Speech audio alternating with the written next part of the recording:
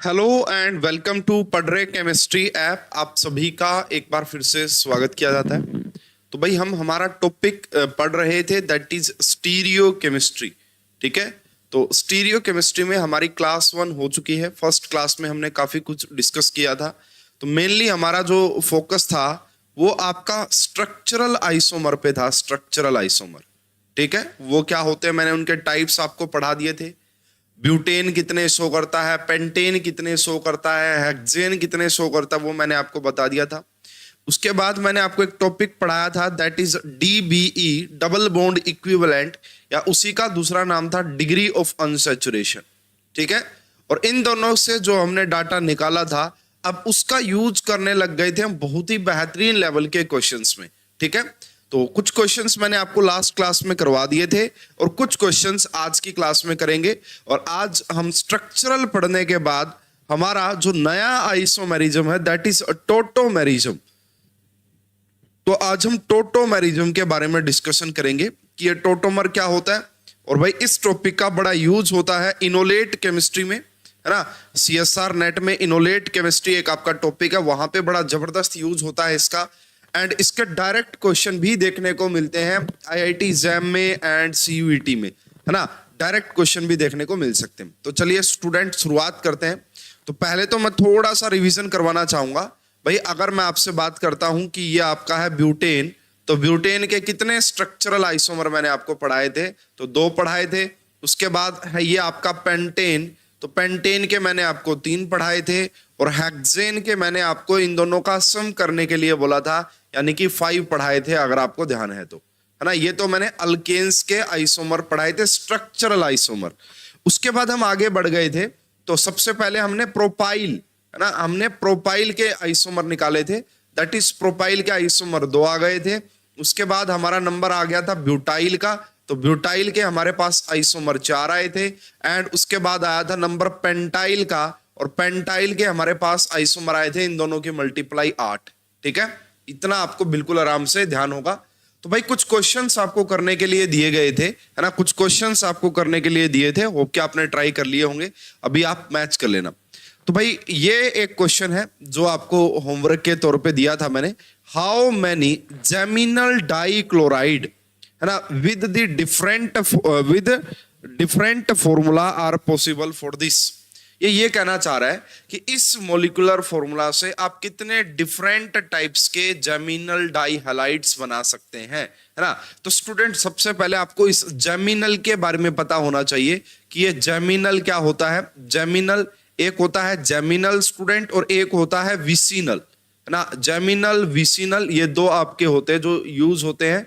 अगर मान लीजिए आपके पास कोई 2 ग्रुप एक ही कार्बन पे लगे हुए हैं, जैसे यहां पे भी आपने Br लगा दिया और यहां पे भी आपने Br लगा दिया, तो इसको बोला जाएगा कि ये जेमिनल है ना। अगर 2 सेम ग्रुप एक ही कार्बन पे लगे हुए हैं, 2 सेम ग्रुप एक ही कार्बन पे लगे हुए, तो उन्हें जेमिनल बोला जाता है। और विसिनल का मतलब होता है अल्फा बीटा पोजीशन पे लगे हैं। एक यहां 1-2 पोजीशन भी आप बोल सकते हैं। ये जो सिचुएशन होती है इनको विसिनल पोजीशन बोला जाता है। ठीक है, तो ये हो गया आपका विसिनल और ये हो गया आपका जेमिनल। अब इस मॉलिक्यूलर फॉर्मूला से आप कितने जेमिनल बना सकते हैं? तो सबसे पहले तो मुझे क्या दिखा भाई, यहाँ पे 3 कार्बन है, 3 कार्बन, ठीक है। और उसके बाद 1 2 3, तो यहाँ पे देखो सबसे पहले तो मैंने क्या कर दिया, दोनों के दोनों क्लोरीन को इस कार्बन के ऊपर लगा दिया। ऐसा लगा सकते हैं हम दोनों के दोनों क्लोरीन। तो ये हमारा फर्स्ट जेमिनल आ गया इस मॉलिक्यूलर फॉर्मूला से। उसके बाद हमने क्या किया कि जो आप इन दोनों को ही कहां पे लगा सकते हैं स्टूडेंट, 1 मिनट, यस, इन दोनों को क्या कीजिए आप बीच वाले कार्बन पे लगा दीजिए। यहां पे भी क्लोरीन और यहां पे भी क्लोरीन, तो ये भी एक जेमिनल ही है। तो इसके 2 ही जेमिनल पॉसिबल हो सकते हैं, है ना। अगर आपसे पूछा how many geminal dichloride, है ना, अगर कुछ स्टूडेंट कहें कि सर आपने तो इस कार्बन पे लगाए हैं, आप इस पे भी तो लगा के देखिए अलग से। भाई जो पहला है ये नंबरिंग तो यहीं से स्टार्ट करोगे ना, और जब आप उसके ऊपर लगा देंगे तो सेम ही आएगा, वो कोई अलग नहीं है। तो अगर आपसे पूछा था how many geminal dichloride with molecular formula, है ना, यहाँ पे विद मोलिकुलर फॉर्मूला ये थोड़ा सा यहाँ पे लिखा हुआ है, लेकिन आप समझ गए होंगे कि क्वेश्चन में आपसे क्या पूछने की कोशिश की गई थी। इस क्वेश्चन का करेक्ट आंसर आएगा बी। इस क्वेश्चन का करेक्ट आंसर आएगा बी। चलिए स्टूडेंट ये देखिए भाई, ये मैंने मेरे स्टूडेंट को पढ़ाया था उस टाइम पे और ये डायरेक्ट क्वेश्चन ही पूछ लिया है ना। ये क्वेश्चन मैंने भाई, जब ये क्वेश्चन आया था शायद ये जैम 2020 में आया था, तो मैं जब जैम 2020 का बैच पढ़ा रहा था उस टाइम पे मैंने ये क्वेश्चन उनको असाइनमेंट के रूप में करवाया था क्लास में, और इसी सेम क्वेश्चन को आईआईटी जैम में पूछ लिया एग्जामिनर ने। तो क्या क्वेश्चन है आइए समझते हैं। हाउ मैनी स्ट्रक्चरल आइसोमर, ये नहीं था शायद, वो ये वाला था है ना, 85th नंबर का था, कोई बात नहीं है ना। How many structural isomer of this, है ना, ये क्या भाई, C6H12 हैविंग 3 मेंबर रिंग। भाई ये देखो मोलिकुलर फॉर्मूला क्या है, C6H12। तो इससे कितने ऐसे स्ट्रक्चरल आइसोमर बन सकते हैं जो कि 3 मेंबर रिंग शो करेंगे। तो देखिए बड़ा आसान है भाई, एक कंडीशन तो आपको फिक्स कर दी गई है कि 3 मेंबर की रिंग तो होनी चाहिए। उसके बाद देखो स्टूडेंट, आप यहाँ पे क्या लगा सकते हैं, ये बन गया एन प्रोपाइल, है ना। तो आपने क्या किया, 3 मेंबर रिंग पे आपने एन प्रोपाइल को चिपका दिया। उसके बाद आपने क्या किया, ये 3 मेंबर की ही ली और आपने इसको आइसोप्रोपाइल बना दिया, है ना, आपने इसको आइसोप्रोपाइल बना दिया। उसके बाद आपने क्या किया कि यहाँ पे एक मिथाइल लगा दिया और एक इथाइल लगा दिया, नो प्रॉब्लम। आपने अब क्या किया, यहाँ पे एक आपने यहाँ पे मिथाइल लगा दिया और एक इथाइल अब आपने यहाँ लगा दिया, मान लेते हैं, है ना, एक इथाइल आपने यहाँ पे लगा दिया। देखो ये जो क्वेश्चन होते हैं ना, सुपर्ब क्वेश्चन होते हैं अपने आप में, है ना। नॉर्मली हर कोई स्टूडेंट कर नहीं पाएगा इनको सही, ये भी मैं आपको पहले ही बता रहा हूँ। उसके बाद आप क्या कर सकते हैं, 2 मिथाइल आपने यहाँ पे लगा दिया और एक मिथाइल आपने यहाँ पे लगा दिया, और कोई पॉसिबिलिटी बचती है ना, तो बचती है। इसके अलावा एक और पॉसिबिलिटी होती है कि आप इसे ट्राई सब्स्टिट्यूटेड कर दीजिए। वैसे ट्राई सब्स्टिट्यूटेड तो है ये, यहाँ पे एक मिथाइल, यहाँ पे एक मिथाइल और यहाँ पे एक मिथाइल। हालांकि ये वाला जो सिस्टम है ना, लास्ट वाला, ये तो ज्योमेट्रिकल आइसोमर भी शो करता है, ये तो आपका ज्योमेट्रिकल भी शो करता है, बट हमसे सिर्फ स्ट्रक्चरल पूछा था। तो होप कि आपको क्लियर हो गया होगा कि कितने ऐसे आइसोमर हैं जिनका मोलिकुलर फॉर्मूला ये हो एंड जो 3 मेंबर रिंग शो करते हो। तो ऐसा हमारे पास कितने हैं स्टूडेंट, 6। क्या करेक्ट आंसर आ जाएगा, 6। तो यह हमारा जो क्वेश्चन नंबर 4 था उसका आंसर है। क्वेश्चन नंबर 4 था, उसका आंसर आपको समझ में आ गया होगा। स्टूडेंट नेक्स्ट क्वेश्चन देखिएगा, इसमें आपसे क्या पूछा गया है, हाउ मैनी स्ट्रक्चरल आइसोमर। यही सेम क्वेश्चन भाई, थोड़ा सा इसकी जो है अपनी लैंग्वेज को चेंज किया था, क्वेश्चन जैम 2020 में किया था और ये मैंने मेरे स्टूडेंट्स को डायरेक्ट पढ़ाया हुआ था। तो आपको भी जो मैं क्वेश्चंस करवाता हूं, होप कि वो कभी ना कभी एग्जाम में आपसे जरूर पूछे जाएंगे। हाउ मैनी स्ट्रक्चरल आइसोमर, कह रहे हैं कि मोलिकुलर फॉर्मूला तो ये हो, है ना, इसके डबल बॉन्ड इक्विवेलेंट अगर आपसे पूछे ना स्टूडेंट, इसमें एक डबल बॉन्ड इक्विवेलेंट आएगा क्योंकि यहाँ पे 2 हाइड्रोजन की कमी है। ऊपर वाले में भी अगर आपसे पूछता ना तो एक डबल बॉन्ड इक्विवेलेंट आएगा, इसीलिए आप देख सकते हैं कि वहां पे एक रिंग आ रही थी, है ना। अब ये कह रहा है कि मोलिकुलर फॉर्मूला ये हो, हैविंग 6 मेंबर्ड रिंग, 6 मेंबर की रिंग हो और वो ट्राई सब्स्टिट्यूटेड हो। इस मोलिकुलर फॉर्मूला से आप कितनी ऐसी डिफरेंट टाइप्स की स्ट्रक्चर बना सकते हैं जिनके अंदर 6 मेंबर की रिंग हो और वो ट्राई सब्स्टिट्यूटेड भी होनी चाहिए। यही सेम क्वेश्चन आईआईटी जैम के एग्जाम में पूछा था 2020 में। तो देखते हैं जी क्या कह रहे हैं इस क्वेश्चन में। तो स्टूडेंट देखिए क्वेश्चन नंबर 5 की मैं बात करता हूं, है ना। मेरे पास 9 कार्बन है, तो 6 मेंबर की रिंग तो मुझे फिक्स करनी की, ये तो आएगी ही आएगी, ठीक है। तो अब ट्राई सब्स्टिट्यूटेड का मतलब क्या है कि 3 डिफरेंट सब्स्टिट्यूएंट उसके ऊपर लगे होने चाहिए। तो मैंने क्या किया भाई, सबसे पहले 2 ये लगा दिए और एक ऑर्थो पोजीशन पे लगा दिया, ठीक है। उसके बाद फिर इसी को कॉपी कर लेते हैं, चलो बना ही लेते हैं, इतना कॉपी करेंगे इतना तो बना ही लेंगे, है ना। उसके बाद हमने क्या किया स्टूडेंट, ये आपका 2 हो गए और एक यहां हमने मेटा पोजीशन पे लगा दिया। इसी प्रकार फिर हमने क्या किया, है ना, इसी प्रकार हमने क्या किया, ये 2 लगा दिए और यहां पे पैरा पे लगा दिया, बहुत बढ़िया। उसके बाद हम क्या कर सकते हैं कि हमने अब ये किया है कि एक यहां पे, एक यहां पे और एक यहां पे, ऐसा भी बना सकते हैं। ट्राई सब्स्टिट्यूटेड ही है ये ट्राई सब्स्टिट्यूटेड ही है। उसके बाद फिर हम क्या कर लेते हैं स्टूडेंट, ध्यान से देखिएगा। अब तो ये तीनों लगातार आ रहे थे, एक एक, है ना। अब हमने यहां एक रखा, यहां बीच में मैंने गैप छोड़ दिया है और फिर ये 2 ऐसे लगा दिए हैं, ठीक है। तो ये भी एक पॉसिबिलिटी हो सकती है, टोटली डिफरेंट है। और लास्ट में आप क्या कर दीजिए इनको ना, लास्ट में आप क्या कर दीजिए, एक को यहां पे, एक को यहां पे और एक को यहां पे। तो ये 6 पॉसिबिलिटीज पॉसिबल हैं। इस क्वेश्चन का अगर आप करेक्ट आंसर चेक करेंगे तो 6 इज द करेक्ट आंसर, है ना। इन सभी का मॉलिक्यूलर फॉर्मूला देख लेना, C9H18 ही आएगा और सारे के सारे ट्राई सब्स्टिट्यूटेड है। आपसे ओनली स्ट्रक्चरल पूछा था, अगर ज्योमेट्रिकल या ऑप्टिकल और पूछने लग जाए फिर तो भाई बहुत कॉम्प्लेक्स हो जाएगा ये क्वेश्चन और आपसे पूछेगा नहीं, ठीक है। तो यहाँ पे आप देख सकते हैं how many structural isomer possible होंगे, तो करेक्ट आंसर क्या आएगा स्टूडेंट, 6 आएगा। इसी का जो मैं आपको दिखाऊं क्या IIT जैम में इसको कैसे पूछा, बस थोड़ी सी स्टेटमेंट को चेंज किया था इन्होंने। हाँ, ये आप देख सकते हैं जैम 2020 का, और मैं ऑलरेडी पढ़ा चुका था स्टूडेंट को इसको, तो कोई प्रॉब्लम होनी नहीं थी, है ना। जैम 2020 में ये क्वेश्चन आपसे पूछा, the total number of constitutional isomer, the total number of constitutional isomer possible for trimethyl and cyclohexane. इसका मीनिंग वही है स्टूडेंट। देख लो, एक क्वेश्चन को दो तरीके से कैसे पूछ रहा एग्जामिनर। ये कह रहा है कि ट्राई तो 3 मिथाइल लगे होने चाहिए और साइक्लोहेक्सेन होना चाहिए, तो बताओ कितने कॉन्स्टिट्यूशनल आइसोमर पॉसिबल होंगे। तो ये देख लो, सारे के सारे आपका ट्राई मिथाइल है एंड साइक्लोहेक्सेन है, तो क्या करेक्ट आंसर आना चाहिए था स्टूडेंट इस क्वेश्चन का, 6। मैंने जो स्टूडेंट्स को करवाया था वो इस लैंग्वेज में करवाया, एग्जामिनर ने थोड़ा सा डिफरेंट तरीके से पूछ लिया। है तो सेम ही, क्वेश्चन में कोई डिफरेंस नहीं है, एज इट इज उठाया, मैं तो ये कहूंगा एज इट इज। यहां से आप देख सकते हैं, तो इस क्वेश्चन का भी करेक्ट आंसर क्या आएगा स्टूडेंट, इस क्वेश्चन का भी करेक्ट आंसर 6 ही आएगा, ठीक है। होप कि आपको समझ में आ रहा होगा। उसके बाद देखिए एक और क्वेश्चन आपको यहाँ पे दिया गया था, क्वेश्चन नंबर 6। ये भी काफी बढ़िया क्वेश्चन है, ऐसे भी आपको काफी टाइप्स के क्वेश्चन देखने को मिल सकते हैं। तो क्वेश्चन नंबर 6 का क्या कहना है, तो ये कह रहा है देयर आर 8 आइसोमर। वैसे अगर ना भी बोलता हमें पता होता स्टूडेंट, ये देखना आप यहाँ पे कि C5 हो गया, H11 हो गया और Br हो गया, तो ये क्या हो गया, ये पेंटाइल नहीं हो गया, पेंटाइल। अगर पेंटाइल है तो पेंटाइल के कितने स्ट्रक्चरल आइसोमर पढ़ाए थे मैंने आपको, पेंटाइल के कितने स्ट्रक्चरल आइसोमर पढ़ाए थे, 8 पढ़ाए थे।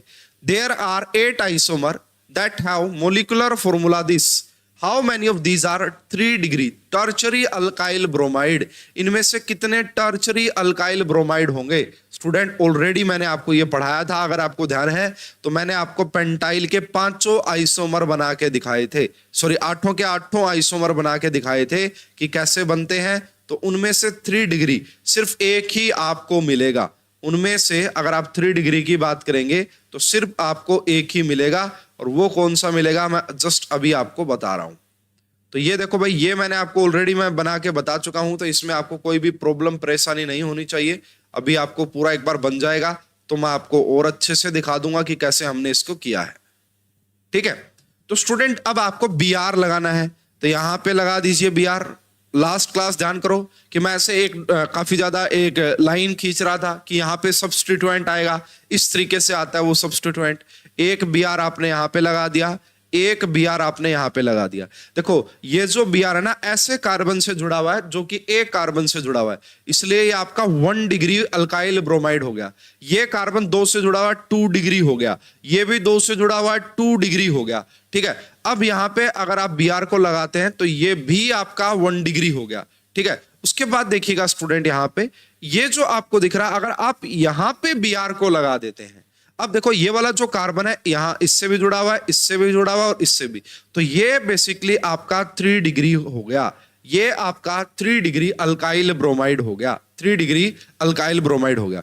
उसके बाद आप यहाँ पे देख सकते हैं स्टूडेंट कि ये आपने Br लगाया होगा यहाँ पे, तो ये वापस से फिर 2 डिग्री हो गया। और ये अगर आप यहाँ पे अब कैसे Br लगाएंगे, इस पे जब आपने Br लगाया होगा तो ये भी 1 डिग्री हो गया, और इनमें से किसी के ऊपर भी एक के ऊपर Br लगा दो तो ये भी 1 डिग्री हो गया। लास्ट में मैंने शायद आपको अल्कोहल के पॉइंट ऑफ व्यू से समझाया होगा इस क्वेश्चन को। अगर आपसे पूछे कि इस मॉलिक्यूलर फार्मूला में कितने अल्काइल कितने 1 डिग्री, अगर 1 डिग्री पूछे तो क्या आंसर आएगा, ऑलरेडी अभी क्वेश्चन आएगा देखना, 1, उसके बाद 2, उसके बाद 3 और उसके बाद 4 आ गए 1 डिग्री। 2 डिग्री पूछे, देखो उसमें ये नहीं कि अल्काइल ब्रोमाइड, वो आपको अल्कोहल्स भी पूछ सकता है फ्यूचर में कि कितने 1 डिग्री अल्कोहल्स होंगे, भी क्वेश्चन आएगा। तो यहाँ पे आप देख सकते हैं स्टूडेंट, तो 3 आपको 2 डिग्री नजर आ रहे हैं, 1, 2 एंड 3, और एक आपको 3 डिग्री नजर आ रहा है। ये बात ध्यान रखिएगा पेंटाइल के केस में, है ना, आपका टाइम सेव हो जाएगा अगर आप डायरेक्ट ध्यान रखते हैं तो।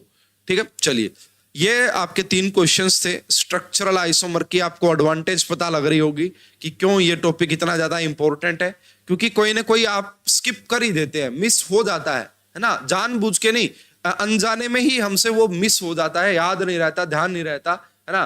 तो अब हम आगे बढ़ते हैं नेक्स्ट क्वेश्चन पे कि नेक्स्ट क्वेश्चन हमारा क्या है। ये क्वेश्चन मैंने प्रीवियस ईयर आपको ऑलरेडी करवा दिया है, तो ये भी आपका यहाँ पे 3 क्वेश्चन है अलग अलग स्टूडेंट, इनको भी फटाफट से अटेम्प्ट कर लेते हैं, है ना, आपकी अच्छी खासी प्रैक्टिस हो जाएगी। The possible number of alkynes with this molecular formula. तो स्टूडेंट अल्काइंस आ रहा है तो इसके अंदर डिग्री ऑफ अनसैचुरेशन कितने मिलेंगे? 2, क्योंकि अल्काइंस का मतलब ट्रिपल बॉन्ड, और जहां पे एक ट्रिपल बॉन्ड होता है वहां पे 2 डिग्री ऑफ अनसैचुरेशन होते हैं, और वो आप फार्मूला से देख भी सकते हैं। पेंटेन का फार्मूला होता है C5H12, है ना। तो कितने हाइड्रोजन की कमी है? 4 हाइड्रोजन की कमी है। अगर 4 हाइड्रोजन की कमी है तो डिग्री ऑफ अनसैचुरेशन कितना हो जाएगा? 2। कितना हो जाएगा? 2। तो यहाँ पे आपसे पूछ रहा है the possible number of alkynes. तो स्टूडेंट देखिए, पहले तो मैं पेंटेन के पॉसिबल बनाता हूं। तो क्या मैं यहाँ पे एक ट्रिपल बॉन्ड लगा सकता हूं? देखो ये ट्रिपल बॉन्ड लग गया, ठीक है, ये एक अल्काइन बन गया, वेरी गुड।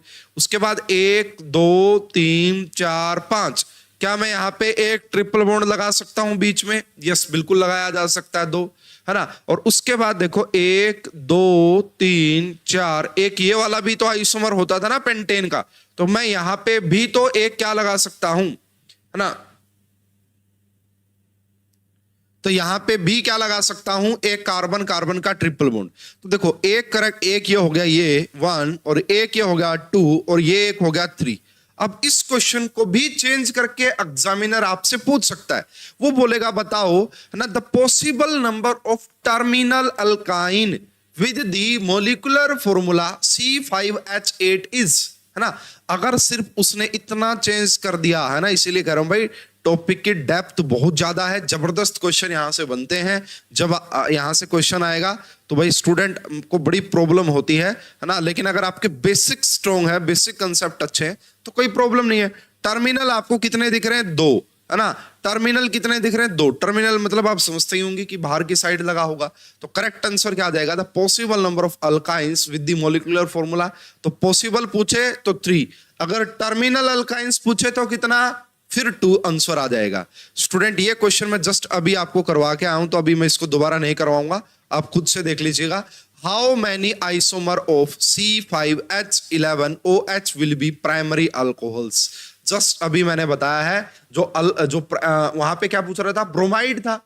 ब्रोमाइड हो या कुछ हो भाई, वो तो कार्बन पे डिपेंड करता है ना, कार्बन कौन सा है। तो जस्ट अभी अभी बता के आऊं कि मैं प्राइमरी अल्कोहल होते हैं 4 ना, एंड 2 डिग्री होते हैं 3, and 1 degree sorry, primary alcohol होता है 1 डिग्री। तो 1 डिग्री कितने हो जाएंगे? 4 हो जाएंगे, जो जस्ट मैंने अभी आपको समझाया था। जहां पे भी यहाँ पे Br लगा हुआ है, अगर यहाँ पे अल्कोहल लगा देंगे, OH लगा देंगे Br की जगह, बस सारे के सारे वही पॉसिबल होंगे।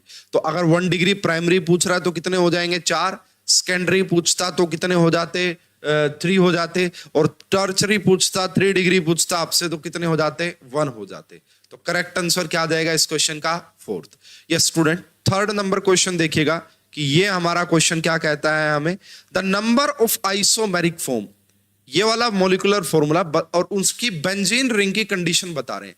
तो भाई मैं पहले बेंजीन रिंग को निकाल लेता हूं बाहर, है ना। पहले मैं क्या करता हूं, इस मोलिकुलर फॉर्मूला से बेंजीन रिंग को बाहर निकाल लेता हूं। तो मैं अगर यहां से बेंजीन रिंग को बाहर निकालूंगा तो C6H6 होती थी, बट ये H5 आएगी। क्यों आएगी? क्योंकि आपने एक यहां पे क्या कर रखा होगा, कोई यहां पे ये ग्रुप भी तो लगा हुआ ना। तो स्टूडेंट ये बना है हमारे पास, क्या बना है हमारे पास? ये वाला फॉर्मूला बना है। तो कह रहा है कि कितने आइसोमेरिक फॉर्म होंगे, है ना, हैविंग बेंजीन रिंग, जिनके पास बेंजीन रिंग होगी। स्टूडेंट देखिएगा, बड़ा इजी क्वेश्चन है। सबसे पहले तो हम इसको ऐसे ही बना सकते हैं, सबसे पहले तो इसको ऐसे ही बनाया जा सकता है कि ये NH2 लगा दो भाई यहाँ पे। 1 मिनट रुकिएगा, कार्बन 7 है, ये मैं गड़बड़ कर रहा हूं यहाँ पे। तो यहाँ पे 6 लिखा मैंने, यहाँ पे 5 लिखा, ठीक है, ये भी कोई प्रॉब्लम नहीं है इसमें भी। इसके अलावा स्टूडेंट यहाँ पे एक और कार्बन है, इस बात का भी हमें ध्यान रखना है कि एक और कार्बन है यहाँ पे, कोई बात नहीं, तो उसको भी एडजस्ट करेंगे अभी। तो क्या मैं उस एक कार्बन को यहाँ लगा दूं, इस CH3 को? यस, ऑर्थो पोजीशन पे लगा दूं, उसके बाद मैंने क्या किया, इसको मैं पैरा पोजीशन पे भी लगा सकता हूं, इसको मैं पहले मेटा पे लगा देता हूं, मेटा पे, और इसके बाद इसको मैं पैरा पे भी लगा सकता हूं। आप देख लेना चाहिए, इतने ही आएंगे सब कुछ। ये तीन तो ठीक है, इसके अलावा कोई पॉसिबिलिटी है? यस। देखिए स्टूडेंट, आपने क्या है, बेंजीन रिंग तो ऐसे की ऐसे रखनी है, ये हमने बेंजीन रिंग को रखा है। अब मैंने यहाँ पे NH कर दिया और इसके साथ मैंने यहाँ पे आपका CH3 लगा दिया इसके साथ, तो ये आपका एनिलीन डेरिवेटिव्स थे। अब ये आपका 2 डिग्री अमीन हो गया है, ये अब आपका क्या हो चुका है, 2 डिग्री अमीन हो चुका है। बेंजीन रिंग वैसे के वैसे बनी हुई है, उसमें कोई भी आपका दिक्कत, प्रॉब्लम, परेशानी आपको नहीं हो रही है। उसके बाद आप क्या कर सकते हैं जी, एक और पॉसिबिलिटी आपका यहाँ पे बन सकती है। उसको आप कैसे बनाएंगे कि बेंजीन रिंग को तो रखना ही रखना पड़ेगा, अब यहाँ पे आप CH2 रखिए और यहाँ पे आप NH2 रखिए, है ना। देखो ये भी एक पॉसिबिलिटी बन सकती है। तो ये तीन, कल को ये पूछ ले इसी में, देखो क्वेश्चन पूछने के अलग अलग वे हो सकते हैं। हाउ मैनी आइसोमेरिक फॉर्म, कितनी आइसोमेरिक फॉर्म बनी, तो मैंने आपको बताया 5 बनी, करेक्ट आंसर तो 5 आ गया। उसके बाद ये पूछ ले how many aniline derivative are formed, aniline derivative, तो ये भी देखो ऑर्थो, मेटा, पैरा, और ये भी एनिलीन का ही डेरिवेटिव बोल सकते हो। ये सारे, ये तीनों कैसे हैं, ये चारों प्राइमरी अमीन है और ये आपका 2 डिग्री अमीन है, ये भी 1 डिग्री अमीन है, ठीक है। तो करेक्ट आंसर क्या आ जाना चाहिए था, 5। सॉरी, तो इस क्वेश्चन का जो करेक्ट आंसर आना था दैट इज 5। तो भाई ये स्ट्रक्चरल आइसोमर हमारा कंप्लीट होता है मेरे एंड से। काफी कुछ मैंने आपको समझाने की कोशिश की है। अब स्टूडेंट देखिए, थोड़ी सी कंफ्यूजन हो जाती है स्टूडेंट्स को, है ना। जनरल ऑर्गेनिक केमिस्ट्री मुझे पढ़ानी है, मैं पढ़ाऊंगा आपको काफी डिटेल में। इस क्वेश्चन से हमारा एक कंसेप्ट बूस्टअप होगा, उसको समझ, पहले इस क्वेश्चन को पढ़ते हैं, देखते हैं कि क्या इस क्वेश्चन में आपसे पूछा। ये क्वेश्चन भी आपसे जैम 2020 में ही पूछा था। जैम 2020 में भाई मैं बता रहा हूं 8 क्वेश्चन पूछे थे, तो काफी स्कोरिंग वो था आपका, ठीक है। तो देखते हैं इस क्वेश्चन में आपसे क्या पूछा जा रहा है। जैम 21 का लग रहा है मुझे ये, चलो जिसका भी है कोई बात नहीं, IIT जैम का है ये क्वेश्चन। स्टूडेंट सबसे पहले क्या देखा कि फर्स्ट, सेकंड एंड थर्ड, है ना। आप देख के बताइए क्या ये तीनों रेजोनेटिंग स्ट्रक्चर हैं। स्टूडेंट अगर आपको थोड़ा बहुत भी आइडिया है रेजोनेटिंग स्ट्रक्चर का, तो कभी भी वहां पे एक बॉन्ड की मूवमेंट, एटम डिस्प्लेस नहीं होता है। एटम अगर मैं आपको बना के दिखाऊं, जैसे आप कहें कि कोई रेजोनेटिंग स्ट्रक्चर आप बना के ही दिखा दीजिए सर, तो जैसे कि ये आपका CH2 पॉजिटिव हो गया, CH एंड कार्बन कार्बन का डबल बॉन्ड, तो होता क्या है ना, रेजोनेंस में क्या होता है, सिर्फ और सिर्फ पाई बॉन्ड डीलोकलाइज होता है, एटम वहीं के वहीं बने रहते हैं। एटम की मूवमेंट आपको बिल्कुल भी देखने को नहीं मिलेगी। जैसे आपने ये देखा होगा, ये दोनों एक दूसरे की रेजोनेटिंग स्ट्रक्चर है, आइडेंटिकल रेजोनेटिंग स्ट्रक्चर है। जैसे ही आपने इस बॉन्ड को यहां ब्रेक किया, यहां नेगेटिव आ गया, यहां पॉजिटिव आ गया, नेगेटिव पॉजिटिव में बॉन्ड बन गया। तो क्या कोई बॉन्ड की मूवमेंट हो रही है क्या? कभी भी बॉन्ड की मूवमेंट आपको देखने को नहीं मिलेगी रेजोनेंस में। रेजोनेंस में सिर्फ पाई बॉन्ड की मूवमेंट देखने को मिलेगी आपको पूरी स्ट्रक्चर में। तो स्टूडेंट मैंने यहाँ पे नोटिस ये किया कि यहाँ पे नाइट्रोजन के ऊपर हाइड्रोजन लगा हुआ था और यहाँ पे इस sp2 हाइब्रिडाइज कार्बन पे हाइड्रोजन लगा हुआ था। बट यहाँ पे आप देखिए इनकी जो पोजीशन है वो 1-3 हो गई है। जो पहले पोजीशन 1-2 थी, अब वो पोजीशन 1-3 हो गई है। क्या ऐसा पॉसिबल हो सकता है रेजोनेंस में? कभी भी नहीं हो सकता। उसके बाद हमने क्या देखा, यहां तो भाई दोनों के दोनों हाइड्रोजन को ही कार्बन पे लगा दिया है। तो क्या ऐसा पॉसिबल हो सकता है रेजोनेंस में? कभी भी नहीं हो सकता। तो क्या 1, 2, 3 रेजोनेटिंग स्ट्रक्चर है? कभी भी नहीं हो सकती। क्या 1 और 2 रेजोनेटिंग स्ट्रक्चर है? नहीं हो सकती।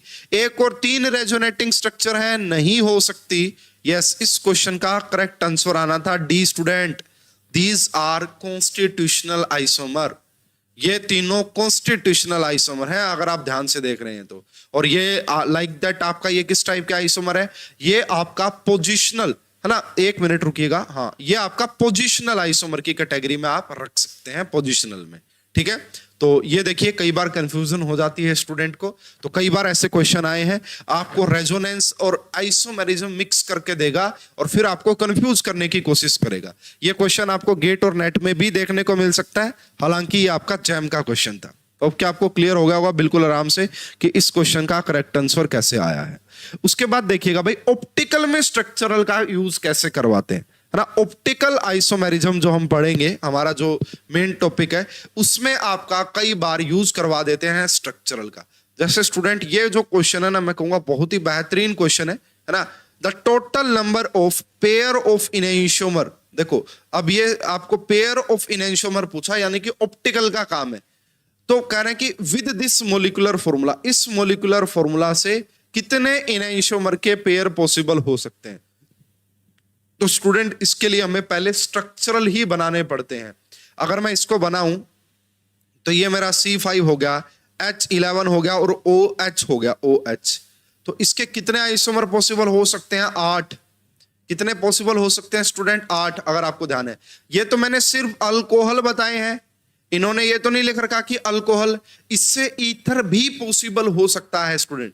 डिफरेंट टाइप्स ऑफ ईथर भी बनेंगे इससे, है ना। इसी से आपका ROR ईथर भी पॉसिबल होंगे, क्योंकि alcohol and ether are functional isomer to each other.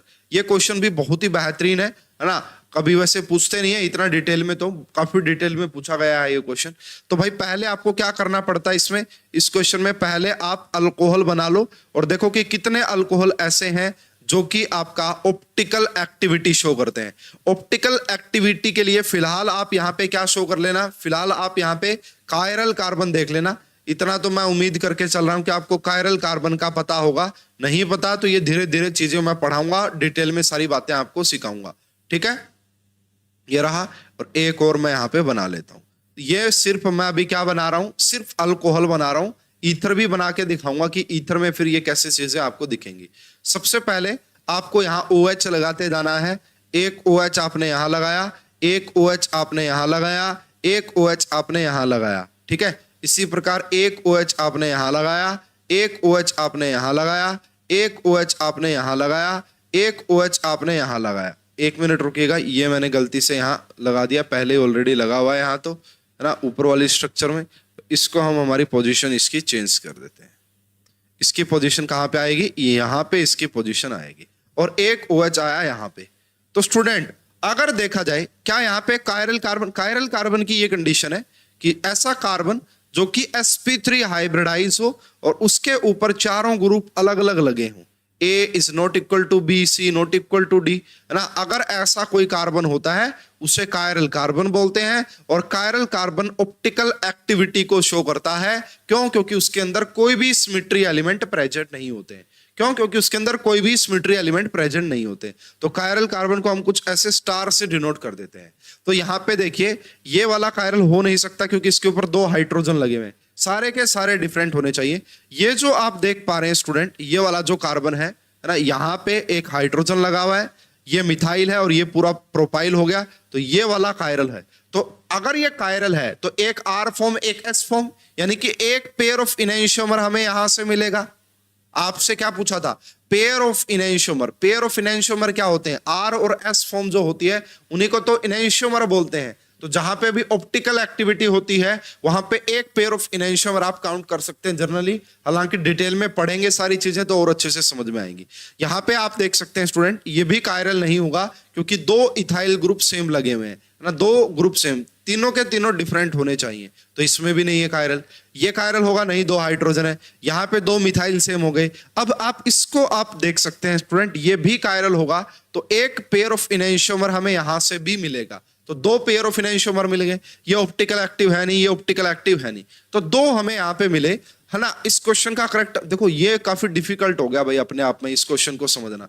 उसके बाद अगर आप इसी से एक, वैसे तो वो है ना, इसी का एक और फॉर्म बना रहा हूं स्टूडेंट में, आप ध्यान दीजिएगा थोड़ा सा। इसी से मैं एक और बना सकता हूं, 1 2 3 ना, ये रहा।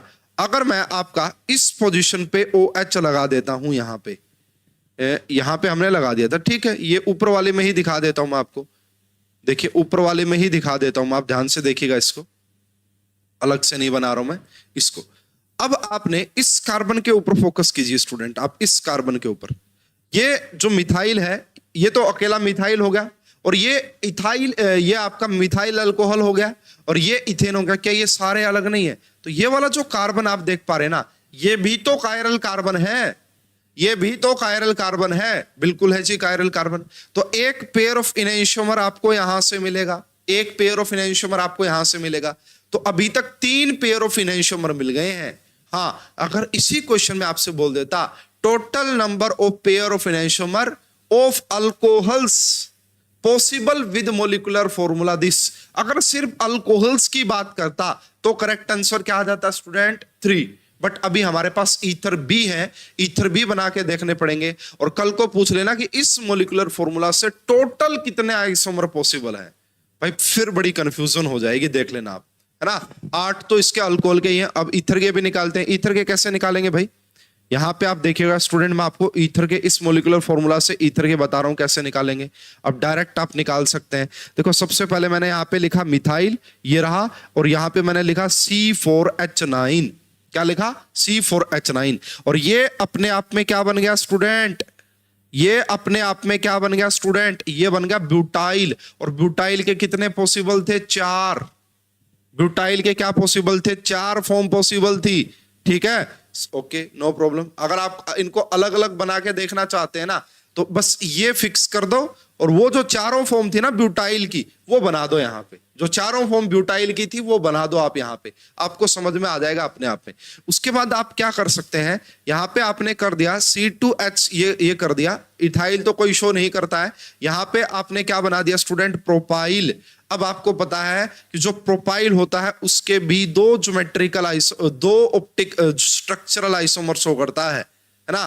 प्रोपाइल भी 2 स्ट्रक्चरल आइसोमर शो करता है। तो 2 ये हो गए, ठीक है। क्या और कोई भी पॉसिबिलिटी बन सकती है क्या यहाँ पे भाई, क्या और कोई पॉसिबिलिटी, और कोई पॉसिबिलिटी नहीं बनेगी।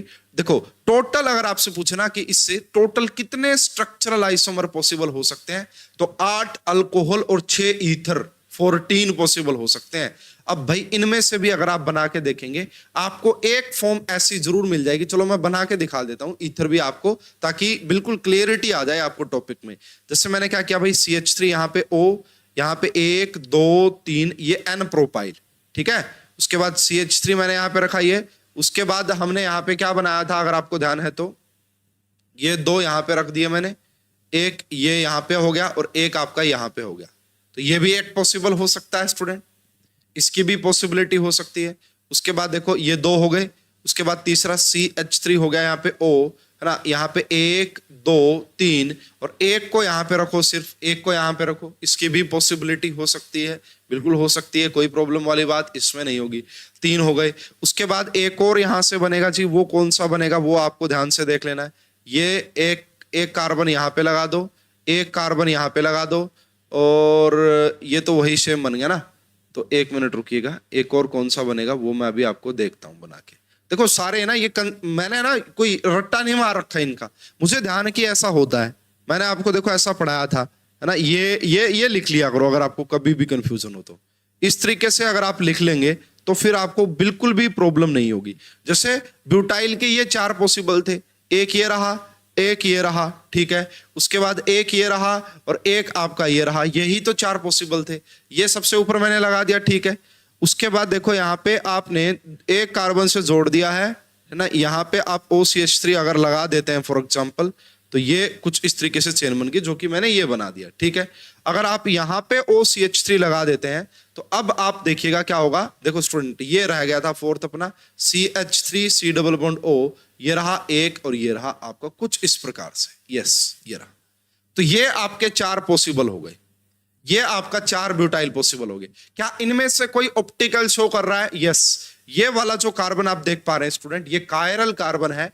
इसके ऊपर एक तो इथाइल लगा हुआ है ना, एक मिथाइल लगा हुआ है, एक मिथोक्सी लगा हुआ है, और एक हाइड्रोजन लगा हुआ है। तो ये कायरल है। अगर कायरल है तो एक पेयर ऑफ इनैंशियोमर आपको यहां से भी मिलेगा, एक पेयर ऑफ इनैंशियोमर आपको यहां से भी मिलेगा। अब समझ पा रहे हैं क्या, है ना। ये क्वेश्चन अगर एग्जाम में आ जाए ना, नेट में 4 नंबर का क्वेश्चन आएगा, ये कभी आएगा तो गेट में 2 नंबर का क्वेश्चन आएगा, और हर एक बच्चा अटेम्प्ट नहीं कर पाएगा जिसने बेसिक्स नहीं पढ़े हैं, जिसको नहीं पता कि स्ट्रक्चरल आइसोमर की क्या पावर होती है, वो नहीं कर पाएगा, है ना।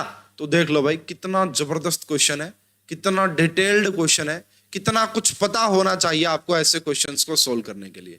तो फिलहाल आपको इस क्वेश्चन में क्लियरिटी आ गई होगी। आप एक बार खुद से इसको बना के देखिएगा और अच्छे से आपको चीजें समझ में आ जाएंगी। चलिए जी, बहुत बढ़िया। अब हम यहां से आगे बढ़ते हैं, हम हमारा सेकंड पोर्शन स्टार्ट करते हैं, second types of isomer start करते हैं, that is tautomerism. That is tautomerism. तो भाई देखो, मैंने आपको बताया था ये कोई स्ट्रक्चरल आइसोमर तो होते नहीं है, इनकी अलग ही क्लास है अपने आप में भी। अभी आप पढ़ेंगे तो बिल्कुल आप समझ जाएंगे कि क्या कहानी होती है टोटोमेरिज्म की। ठीक है, तो स्टूडेंट हम काफी टाइप का टोटोमेरिज्म पढ़ते हैं और इसके ऊपर क्वेश्चंस आए भी हैं डायरेक्ट, और इसका इनडायरेक्ट बड़ा यूज देखा है मैंने। जैसे आप for example CSR net point of view से अगर मैं बात करता हूं, आपको एक पेरिसाइक्लिक रिएक्शन का क्वेश्चन दे दिया जाएगा, है ना, और लास्ट में आपका जो प्रोडक्ट होगा ना, मान लीजिए कि आपका लास्ट वाला जो प्रोडक्ट है वो कीटो फॉर्म है, बट एग्जामिनर आपको आंसर कीटो फॉर्म में नहीं देगा, वो इनोल फॉर्म में दे देगा, तो फिर आपको प्रॉब्लम हो जाएगी। तो इसका इनडायरेक्ट यूज तो है ही है, और इनोलेट केमिस्ट्री में तो बड़ा जबरदस्त पढ़ते हैं, aldol condensation, Claisen condensation, Dieckmann condensation, बहुत सारी ऐसी नेम रिएक्शन है इनोलेट केमिस्ट्री में, जहां आपको पहला स्टेप यही यूज करना होता है ना, टोटोमेरिज्म। तो बेसिकली अगर आप पूछोगे जी ये टोटोमेरिज्म होता क्या है, तो मैं ये कहूंगा ये बेसिकली एक फिनोमिनान ही है।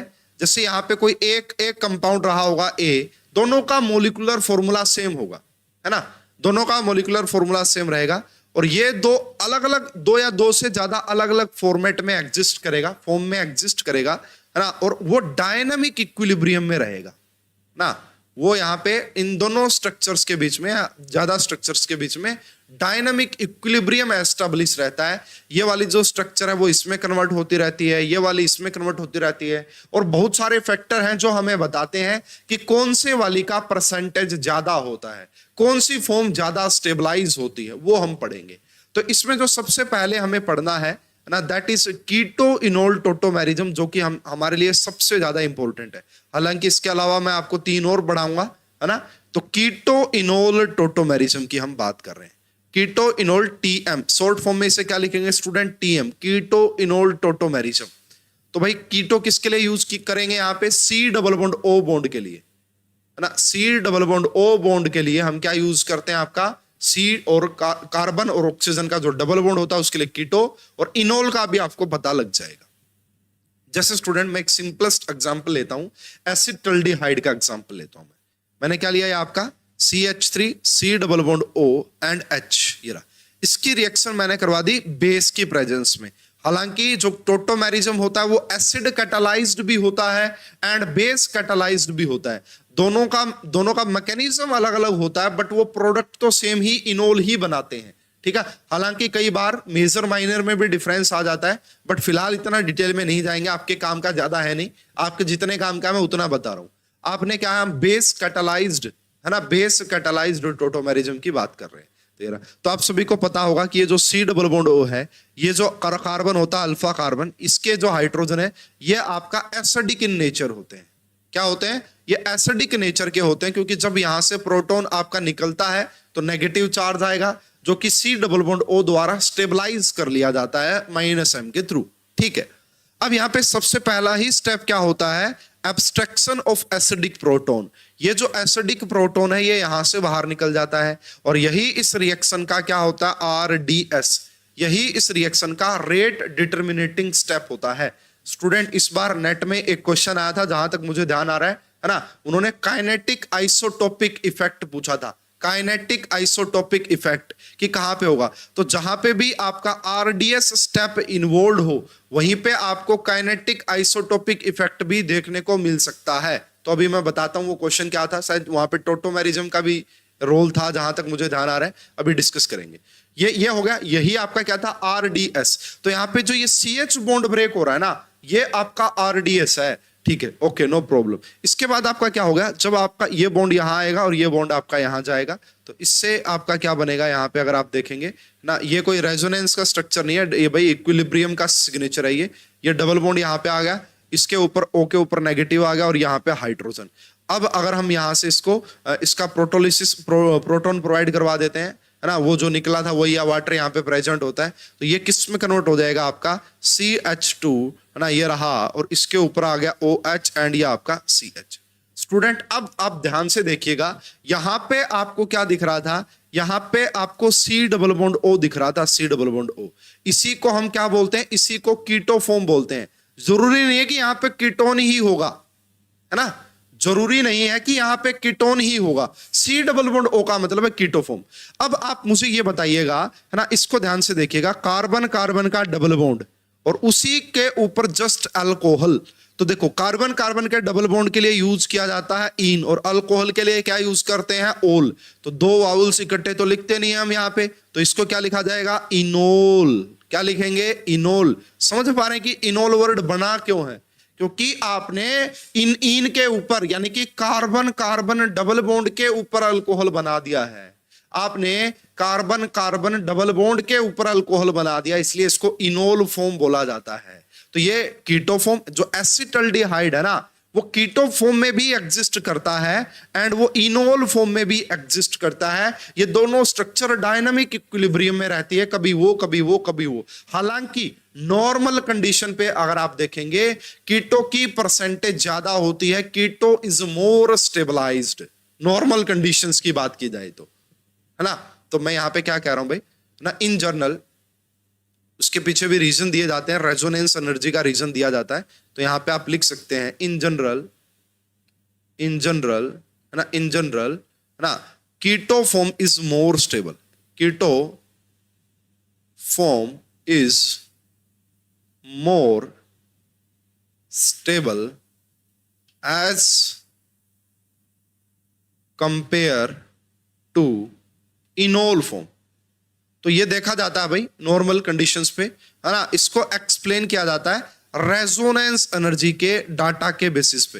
रेजोनेंस एनर्जी क्या होती है, इसको डिटेल में मैं आपको पढ़ा दूंगा जीओसी में ना, रेजोनेंस एनर्जी RE।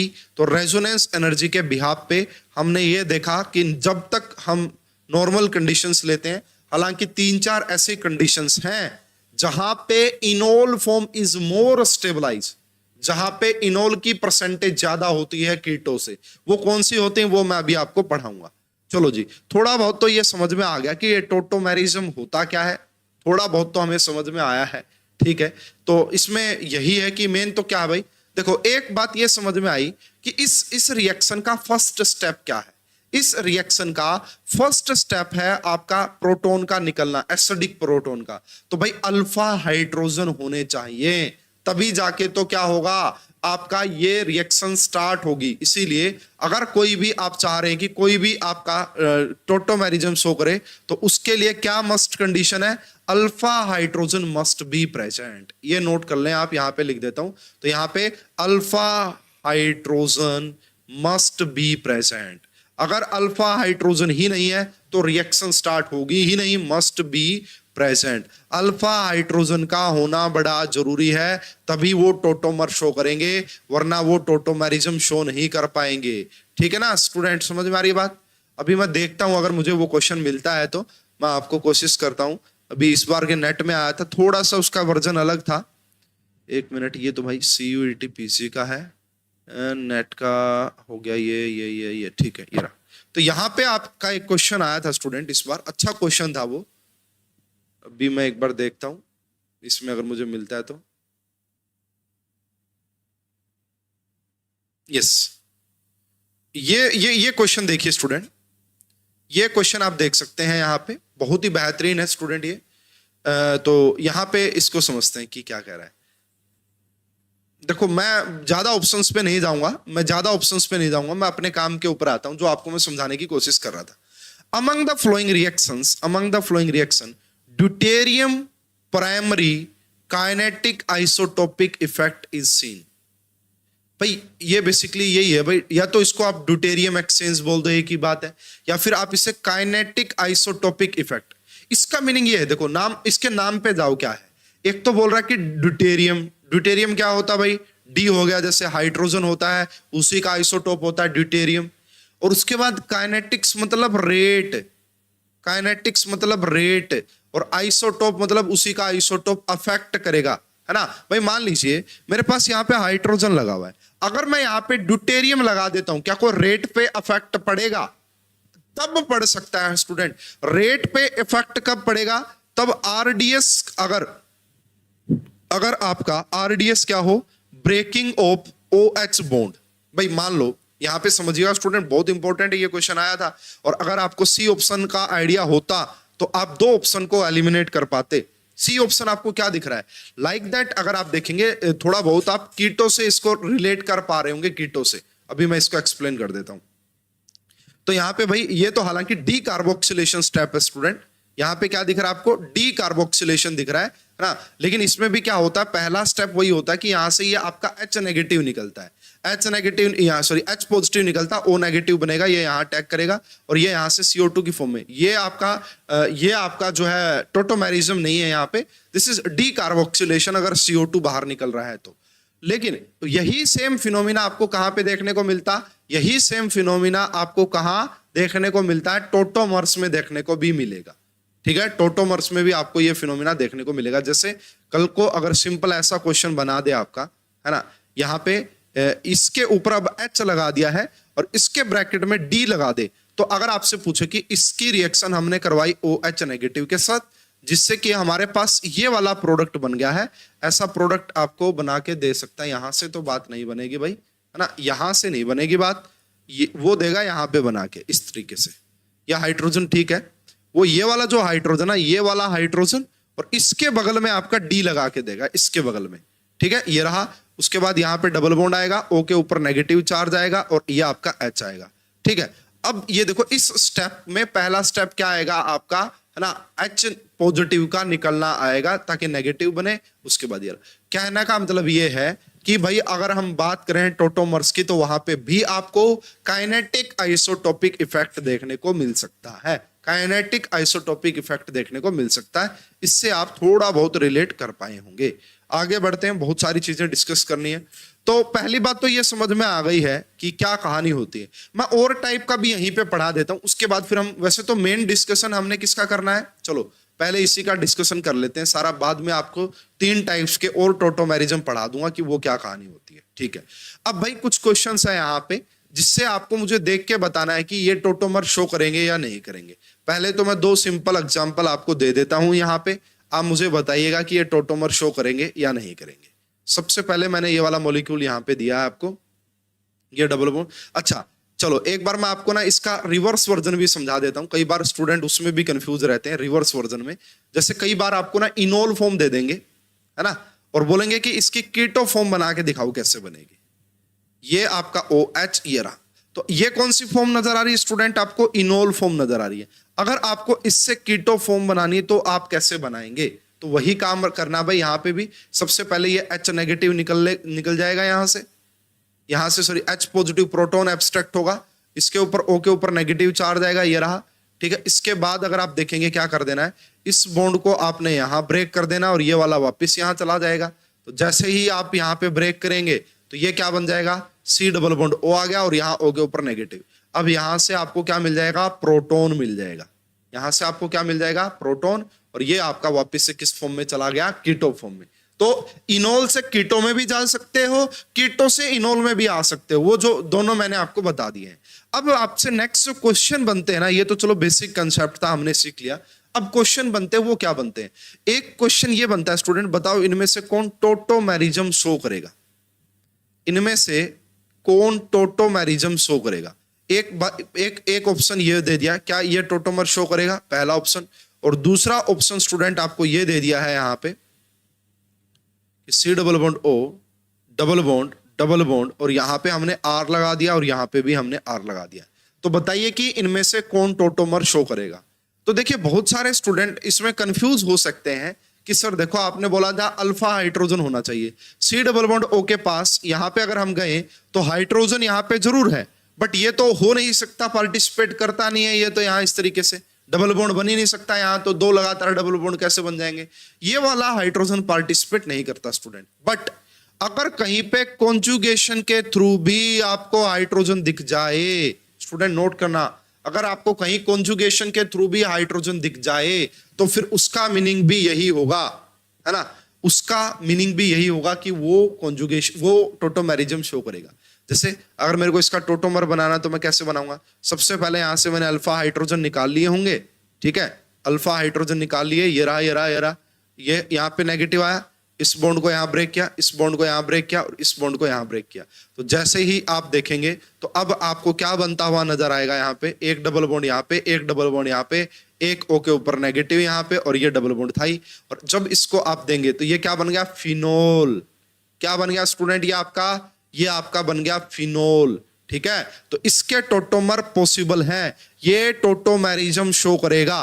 भले ही यहां पे अल्फा हाइड्रोजन नहीं थे, लेकिन अगर कॉन्जुगेशन के थ्रू अल्फा हाइड्रोजन मिल रहे हैं, इसका जबरदस्त यूज होगा आने वाले अभी लेक्चर्स में ही, आप ध्यान से देखिएगा। अगर हमें कॉन्जुगेशन के थ्रू अल्फा हाइड्रोजन मिल रहे हैं तो भी हम उसका यूज करेंगे और वो टोटोमेरिज्म में आएगा। हालांकि इसको थोड़ा सा बोल दिया जाता है 1 2 3 4 5, इसको 1-5 पेंटाइड सिस्टम बोल देते हैं। इसको क्या बोल दिया जाता है स्टूडेंट, इसको पेंटोइड करके इसको बोल दिया जाता है कि पेंटोइड है ये तो। और ये जो नॉर्मल हम देखते हैं ना, नॉर्मल वाला जो मैंने आपको पढ़ाया ये वाला, कि यहाँ पे ये ऑक्सीजन को 1 नाम दे दिया जाता है 1, इसको 2 नाम दे दिया जाता है ना 2, तो इसको डाइड या ट्राइड करके भी बोला जाता है। ट्राइड का मतलब ये यहां से हाइड्रोजन यहाँ पे गया, डाइड बोल सकते हैं इसको, कि दूसरे नंबर पे कार्बन जो था।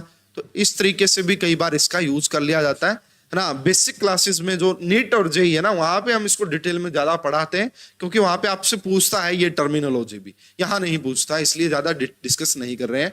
मेन बातें मैं आपको बता रहा हूँ स्टूडेंट। अब यहाँ पे आप देख सकते हैं कि इसके पास कहीं से कोई अल्फा हाइड्रोजन नहीं है, तो ये आपका टोटोमेरिज्म शो करने वाला नहीं है, ये आपका टोटोमेरिज्म शो करने वाला नहीं है, ये टोटोमर शो नहीं करेगा।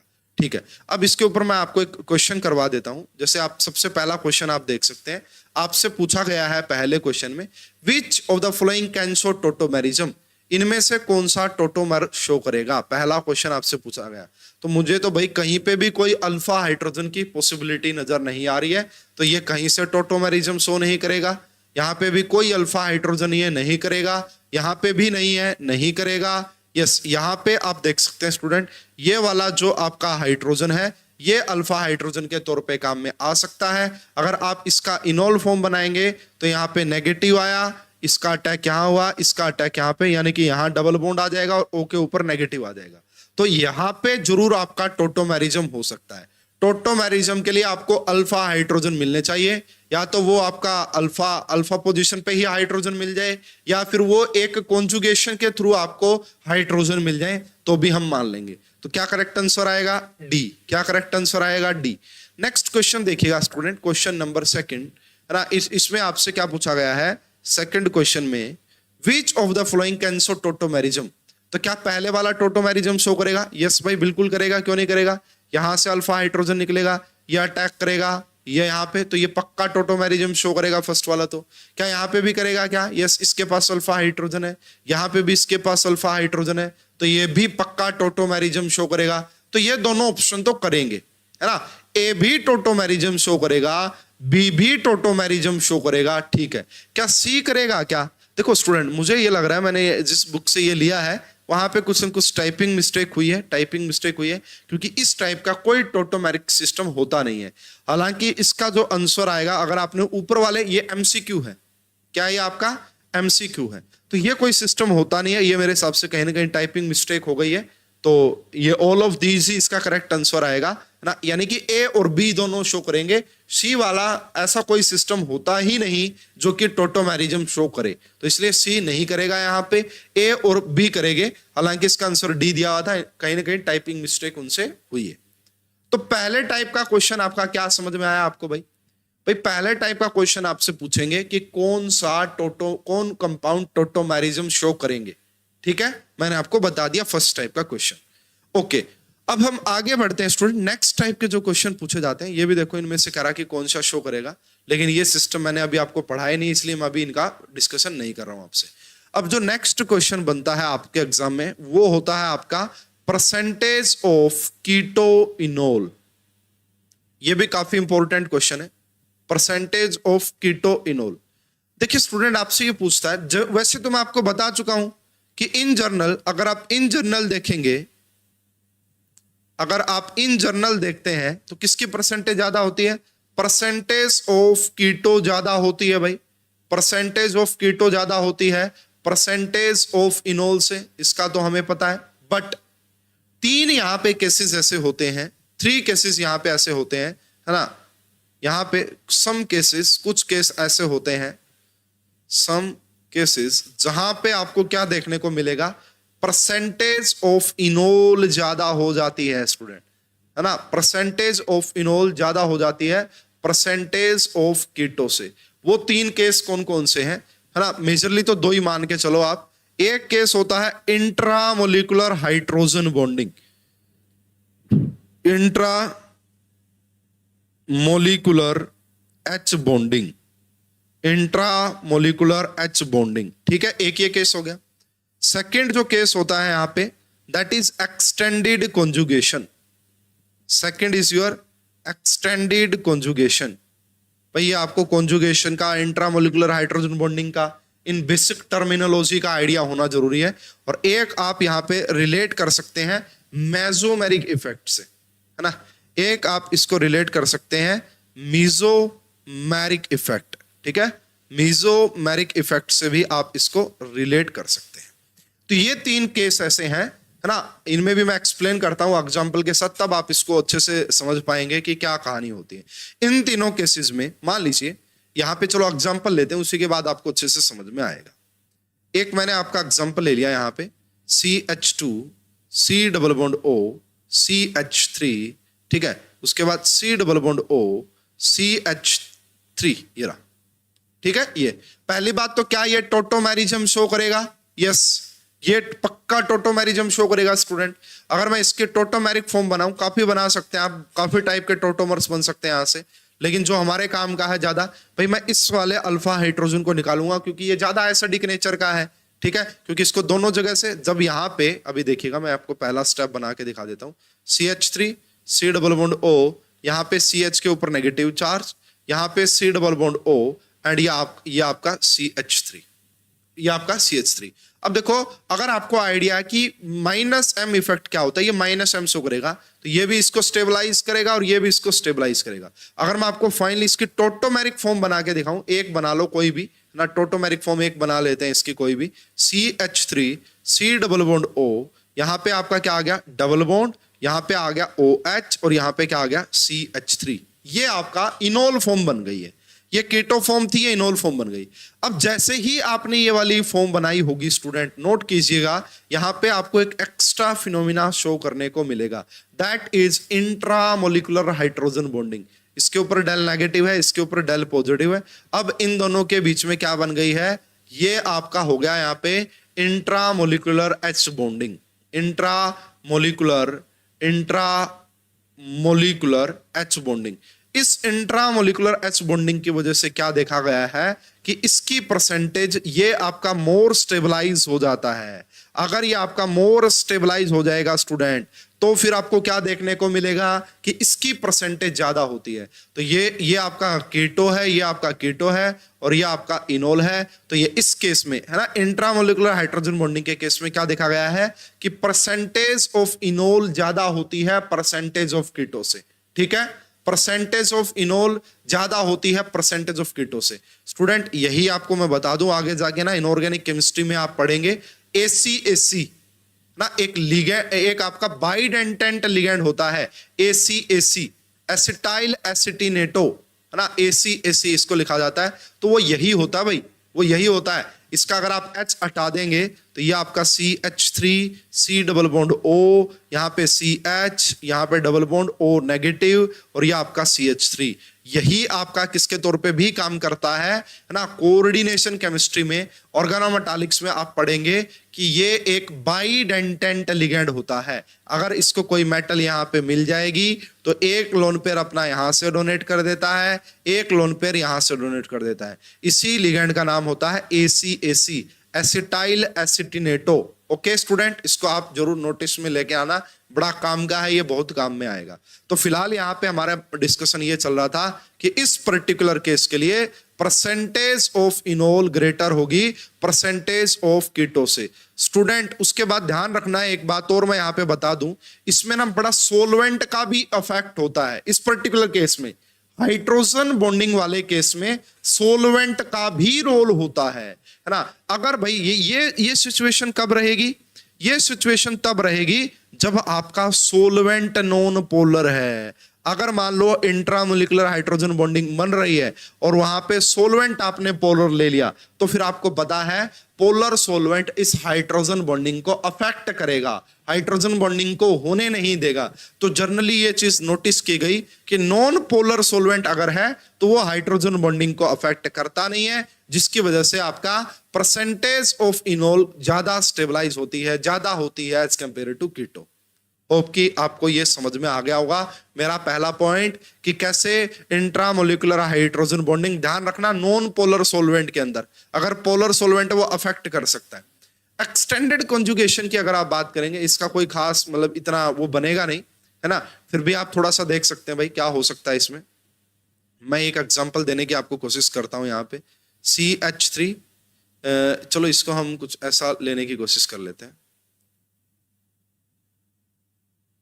यहां पे मैंने आपका C डबल बॉन्ड O लगाया और यहां पे मैंने आपका मान लो कि C डबल बॉन्ड O लगाया। ठीक है स्टूडेंट, ये वाला मॉलिक्यूल है। क्या ये कॉन्जुगेशन, क्या ये आपका टोटोमेरिज्म शो करेगा? तो हम कहेंगे यस जी बिल्कुल करेगा, क्यों नहीं करेगा। यहां से हम इसको बना देते हैं इसकी फॉर्म। तो इसकी जैसे ही फॉर्म मैंने बनाई, अब देखिएगा आप ध्यान से, हालांकि इंट्रामोलिकुलर हाइड्रोजन बॉन्डिंग भी पॉसिबल है इसके अंदर। ये डबल बॉन्ड आ गया, ये O आ गया और ये आपका H आ गया यहाँ पे, और ये आपका C डबल बॉन्ड O हो गया। ठीक है, तो स्टूडेंट देखो यहाँ पे जो कॉन्जुगेशन पहले कहां से कहां थी भाई, इस बॉन्ड को अगर आप यहां ब्रेक करते तो ये यहां आ रहा था इस तरीके से। अब यहाँ पे जो कॉन्जुगेशन है थोड़ा सा और इंक्रीज हो रहा है ना। यहाँ पे ये वाला जो बॉन्ड है ये रहा, इस डबल बॉन्ड को आप यहां ऐसे मूव कर सकते हैं, तो थोड़ा बहुत आप बोल सकते हैं यानी कि आप इसको समझ लो ऐसे, ये डबल बॉन्ड लगा दो यहाँ इस पे नहीं, सॉरी, इसको आप थोड़ा सा ऐसे बना लो, थोड़ा सा इसको ऐसे बना लो। यस, ये डबल बॉन्ड यहाँ पे लगा दो। अगर ये डबल बॉन्ड यहाँ पे पहले से ही लगा होता और ड्यू टू टोटोमेरिज्म ये आ गया, तो क्या ये भी पार्टिसिपेट नहीं करा? पहले ये देखो, ये पहले नॉन कॉन्जुगेशन में नहीं था, है ना, पहले नहीं था ना कॉन्जुगेशन में, लेकिन टोटोमेरिज्म बनने के बाद ये कॉन्जुगेशन में आ गया। तो ये क्या हो गया? एक्सटेंडेड कॉन्जुगेशन बोलते हैं स्टूडेंट इसको क्या बोलते हैं कि एक्सटेंडेड कॉन्जुगेशन वाला फिनोमिना ये हो गया है। इसकी वजह से भी, हालांकि यहां तो देखो del negative and del positive दोनों आपको देखने को मिल रहे हैं, तो इसकी वजह से यहाँ पे हाइड्रोजन बॉन्डिंग भी है और एक एक्सटेंडेड कॉन्जुगेशन वाला फिनोमिना भी मिल रहा है।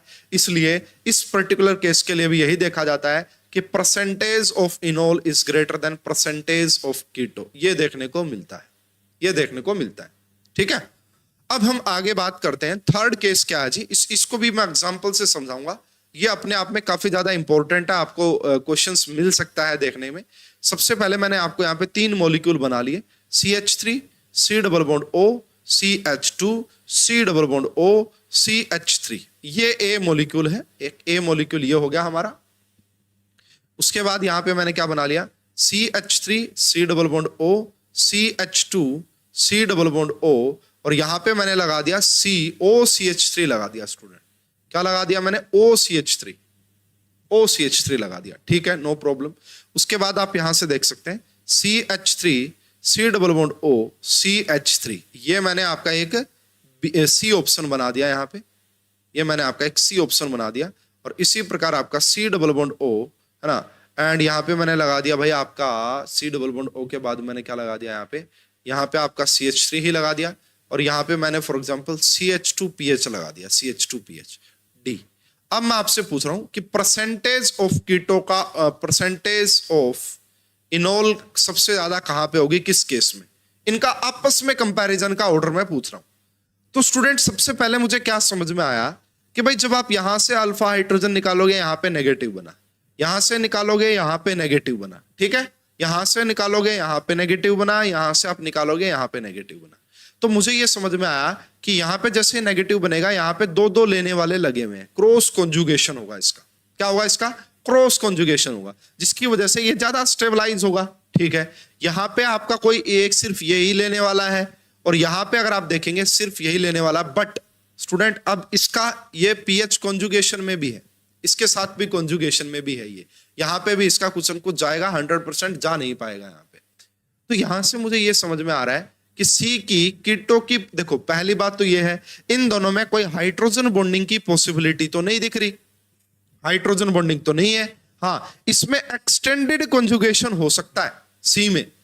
भाई पीएच क्या होता है स्टूडेंट, ओपन करके लिखेंगे फिनाइल, समझ पा रहे हैं ना क्या होता है। देखो पहले इन दोनों का कंपैरिजन करते हैं, क्यों, क्योंकि यहाँ एक्सटेंडेड कॉन्जुगेशन तो होगा ही होगा। दोनों में आपको हाइड्रोजन बॉन्डिंग नजर आ रही है, इंट्रामोलिकुलर हाइड्रोजन बॉन्डिंग बनेगी दोनों में, ठीक है, एक्सटेंडेड कॉन्जुगेशन बनेगा दोनों में। बट स्टूडेंट यहाँ पे क्या लगा हुआ है, OCH3 लगा हुआ है, जो कि एक प्लस M का काम करता है। इलेक्ट्रॉन देखो, जब ये CH2 के ऊपर नेगेटिव, जब ये यहाँ इनोल बनाने आएगा, ये OCH3 कहेगा कैसे आ रहा है भाई, मैं इलेक्ट्रॉन दूंगा इसको तो तू कैसे आ रहा है ना। तो इसको आने में रुकावट पैदा करेगा ये। यहां पे ऐसी कोई रुकावट वाली बात है नहीं, तो इसका बनेगा सबसे अच्छा इनोल ए वाले का। ए के इनोल में कोई रुकावट नहीं है ना। यहां पे आप देखेंगे इंट्रामोलिकुलर हाइड्रोजन बॉन्डिंग भी एंड एक्सटेंडेड कॉन्जुगेशन भी डेवलप हो रहा है, और साथ के साथ में यहां पे मेसोमेरिक इफेक्ट की कोई रोक टोक नहीं है, ठीक है। तो सबसे ज्यादा परसेंटेज होगी ए में, उसके बाद बी में। अब यहां इन दोनों में कोई हाइड्रोजन बॉन्डिंग नहीं है, बट यहां पे एक्सटेंडेड कॉन्जुगेशन है, जिसमें फिर डी आ जाएगा, और सी में फिर आपका नॉर्मली कीटो की ही परसेंटेज आपको ज्यादा मिलेगी as compare to enol. Hope कि आपको समझ में आ गया होगा, होप कि आपको समझ में आ गया होगा कैसे हम परसेंटेज देखते हैं कीटो इनोल टोटोमेरिज्म की। इसके ऊपर भी मैं आपको प्रैक्टिस के लिए एक क्वेश्चन करवा देता हूं, जिससे कि आपको काफी हद तक आइडिया लग जाएगा कि कैसे। सबसे पहला क्वेश्चन स्टूडेंट आपकी स्क्रीन पे है, सबसे पहला क्वेश्चन आपकी स्क्रीन पे है, तो देखते हैं कि इस क्वेश्चन में आपसे क्या कहा गया है। Question number first, which of the flowing will be have highest percentage of enol. इस इनमें से किसमें सबसे ज्यादा हाईएस्ट परसेंटेज होगी इनोल में।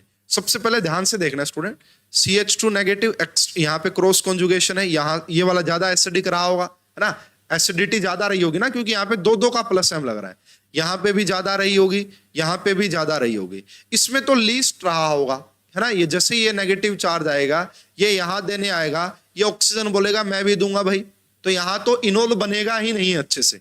बी में तो इनोल अच्छे से बनेगा ही नहीं, क्रॉस कॉन्जुगेशन हो रहा है यहाँ पे, तो है ना। ये यहाँ पे कोशिश करेगा इसको इलेक्ट्रॉन देने की, ये कहेगा ना मेरे को भी देना है, तो ये आपका 100% डोनेशन नहीं कर पाएगा, ये आपका 70% 60% डोनेशन कर पाएगा, जिसकी वजह से यहाँ पे इनोल अच्छा नहीं बनने वाला है, ठीक है, नो प्रॉब्लम। ये तो हमने ऑप्शन एलिमिनेट कर लिया। इन दोनों में आपको क्या डिफरेंस नजर आ रहा है स्टूडेंट, देखो अभी अभी जस्ट मैंने आपको बताया है कि जब ये यहाँ इनोल बनाने आएगा, ये OCH3 कहेगा भाई मैं भी तो हूं यहाँ पे, मैं कैसे बनाने दूंगा, ये नहीं बनाने देगा, तो इनोल की परसेंटेज यहां फिर कम हो जाएगी इन दोनों के कंपैरिजन में। यहां पे तो कोई रोक टोक है ही नहीं, यहां आराम से खुशी खुशी से आराम से इनोल बना सकता है, ठीक है। अब यहां पे भी थोड़ी बहुत रुकावट इसको मिलेगी इसकी, है ना, यहां पे भी इसको थोड़ी बहुत रुकावट मिलेगी इसकी। देखो इन तीनों में, इसमें इंट्रामोलिकुलर हाइड्रोजन बॉन्डिंग की कोई पॉसिबिलिटी नहीं थी, इसमें भी थी इंट्रामोलिकुलर, इसमें भी थी और इसमें भी थी, है ना। अब यहाँ पे देखो इन दोनों का अगर कंपैरिजन करना है तो कैसे किया जाएगा, तो देखो यहाँ पे भाई ये लगा हुआ है फिनाइल, जिससे कि यहाँ पे एक्सटेंडेड कॉन्जुगेशन की पॉसिबिलिटी बनती है, जिससे कि एक्सटेंडेड कॉन्जुगेशन की पॉसिबिलिटी बनती है। तो इसका मैं चेक कर लेता हूं, ए और डी में से आपका आंसर आएगा, थोड़ा फिर वही देखना पड़ेगा ना कि क्या फैक्टर आपका डोमिनेटिंग बनता है। एक फैक्टर यहाँ पे डोमिनेटिंग बनेगा, उसको हमें एक बार चेक करना पड़ेगा, उसके हिसाब से ही हम इसका बता पाएंगे। क्लियर, यस, तो बिल्कुल D is the correct answer student. भले ही यहाँ पे एक्सटेंडेड कॉन्जुगेशन आ रहा है, बट ये वाला जो है ना, यहाँ पे इनोल अच्छे से बनने नहीं देगा, तो D is the correct answer, ठीक है। तो यहाँ पे अगर कहीं पे आपको प्लस M वाले ग्रुप दिख जाए, इसका मतलब वहां पे इनोल की परसेंटेज कम हो जाती है, वहां पे इनोल की परसेंटेज कम हो जाती है, ठीक है स्टूडेंट। नेक्स्ट क्वेश्चन आप देखिएगा, विच of the following have less enol content. किसके अंदर आपका इनोल का कंटेंट लेस होगा। तो यहां पे जैसे मैं ये देखता हूं कि भाई ये देखो ये नेगेटिव चार्ज है, ये वाला यहां पे गया और ये आपका डबल बॉन्ड, हालांकि यहां से क्या दे रहा है, ये यहां से इसको इलेक्ट्रॉन दे रहा है, यहां से ये इसको इलेक्ट्रॉन दे रहा है, ठीक है, कहे वो वही क्रॉस कॉन्जुगेशन वाला फिनोमिना। यहां पे अगर आप देखेंगे इसके ऊपर नेगेटिव है, ये रहा, यहां से ये देखो, इलेक्ट्रॉन देने वाला फिनोमिना तो सेम है दोनों में, दोनों जगह इलेक्ट्रॉन मिल रहे हैं, उसको हटा दो अब उस फैक्टर को।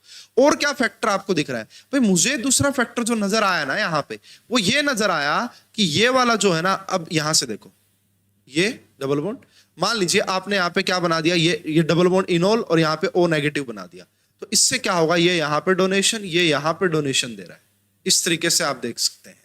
तो यहाँ पे ये जो आपको दिख रहा है नाइट्रोजन, ये किसके तौर पे काम कर रहा है? As a plus M group के तौर पे काम कर रहा है। देखो यहाँ कहने का मतलब ये हो गया कि इसमें यहां से ये बना नेगेटिव और ये रहा, तो यहाँ पे आपका किसकी फॉर्मेशन हो रही है? एक तो एरोमेटिसिटी डेवलप हो रहा भाई यहाँ पे ना, इनोल बनने, इसकी आप इनोल फॉर्म बना के देखिए, आपको खुद समझ में आएगा। जब आप इसकी इनोल फॉर्म बनाएंगे तो आपको कैसी आएगी, आप एक बार देखिए बना के, और इसको आप फिर एरोमेटिसिटी से देखते हैं कि एक्सप्लेन हो रहा है या नहीं हो रहा है। ये रहा, और ये आपका डबल बॉन्ड और ये आपका OH। ठीक है स्टूडेंट, अब मुझे बताओ क्या ये एरोमेटिक नहीं हो गया? ये इसकी कीटो फॉर्म अनएरोमेटिक नेचर की थी, अनएरोमेटिक नहीं वर्ड यूज करेंगे, नॉन एरोमेटिक वर्ड यूज करेंगे। ये कैसा था? नॉन एरोमेटिक, क्योंकि sp3 हाइब्रिडाइज कार्बन है। और ये वाला सिस्टम कैसा हो गया? एरोमेटिक। हाँ भाई, एक एरोमेटिसिटी का फैक्टर था वहां पे, मैंने जो लिखा नहीं था ना तीसरा, इसमें आप जरूर नोट करें इसको, यहाँ पे मैं लिखना भूल गया। मेसोमेरिक के कंपैरिजन में ये दोनों तो एक ही पॉइंट से रिलेट आप कर सकते हैं इन दोनों को। तो जो नेक्स्ट पॉइंट था ना, fourth point, that is aromaticity था, वो मैं आपको यहाँ पे बताना भूल गया। That is aromaticity.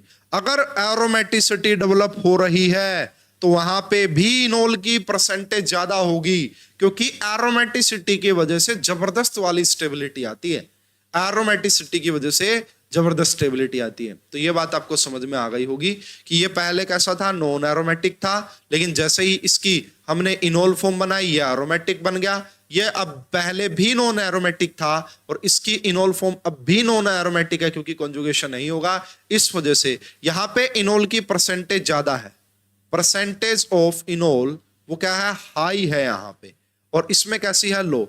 But examiner ने आपसे क्या पूछा स्टूडेंट, लेस इनोल कंटेंट बताओ, कहां पे इनोल का कंटेंट कम होगा, इनोल की परसेंटेज कम होगी। तो मैं क्या करेक्ट आंसर दूंगा यहाँ पे, बी। क्या करेक्ट आंसर आ जाएगा student? B is the correct answer, B is the correct answer. Yes, next question आप देख सकते हैं, है ना, यहाँ पे which of the following higher enol content, कहां पे इनोल का कंटेंट हायर होगा। तो देखो मुझे सिर्फ और सिर्फ डिफरेंस कहां पे नजर आ रहा है, ये NO2 नजर आ रहा है यहाँ पे, और ये आपका OCH3 नजर आ रहा है। अगर आपको GOC का आइडिया थोड़ा बहुत भी, तो OCH3 plus M electron donating group के तौर पे काम करता है, और NO2 minus M electron withdrawing group के तौर पे काम करता है। तो अल्फा हाइड्रोजन कहां पे है, ये रहा जी नेगेटिव चार्ज यहाँ पे, ये रहा जी आपका नेगेटिव चार्ज यहाँ पे, ठीक है, ये रहा। दूसरी बात आप यहां से क्या देख सकते हैं, दूसरा पॉइंट आप क्या समझ सकते हैं यहां से, तो ये क्या करेगा, इस नेगेटिव चार्ज को, देखो पहला स्टेप क्या था, formation of carbon ion, RDS क्या था, रेट डिटरमिनेटिंग स्टेप क्या था, फॉर्मेशन ऑफ कार्बन आयन। तो यहाँ पे ये तो स्टेबलाइज करेगा उसको, इसका मतलब इसका रेट ज्यादा होगा ना, अगर इसका रेट ज्यादा होगा तो इसके इनोल की परसेंटेज भी हाई होगी, इसके इनोल की परसेंटेज भी हाई होगी। क्यों? क्योंकि ये इस कार्बन आयन को स्टेबलाइज करेगा, कहेगा बन जा भाई कार्बन आयन यहाँ पे, और ये जैसे ही यहाँ पे कार्बन आयन बना, ये इलेक्ट्रॉन देना स्टार्ट कर देगा, जिससे उसको लगेगा कि मैंने तो यहाँ पे गलती कर दी है। ठीक है, मतलब समझ पा रहे होंगे आप मैं क्या समझाने की कोशिश आपको कर रहा हूं। तो इस क्वेश्चन का करेक्ट आंसर क्या आ जाएगा स्टूडेंट, इस क्वेश्चन का करेक्ट आंसर आ जाएगा ऑप्शन नंबर फर्स्ट। तो भाई देखो, कहने का मतलब ये कह सकते हैं आप, वैसे देखना पड़ेगा कि ग्रुप कहां पे लगा हुआ है, जहां पे भी प्लस M लगे हैं ना, इलेक्ट्रॉन डोनेटिंग ग्रुप लगे हैं, वहां पे इनोल की परसेंटेज कम हो जाती है, वहां पे इनोल की परसेंटेज कम हो जाती है, और जहां पे विड्रॉइंग लगे हुए हैं वहां पे इनोल की परसेंटेज बढ़ जाती है ना। तो भाई टोटोमेरिज्म में जो दो क्वेश्चन बनते हैं वो मैंने आपको दोनों बता, देखो ये तो बेसिक पार्ट है कि कैसे आप कीटो से इनोल बना सकते हैं, इसका तो आपको रिएक्शंस में जबरदस्त यूज देखने को मिलेगा।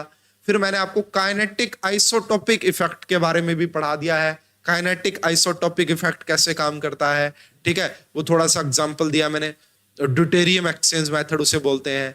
उसके बाद ये भी आपका हो गया है, परसेंट कीटो इनोल का भी आपको क्लियर हो गया होगा मेरे हिसाब से।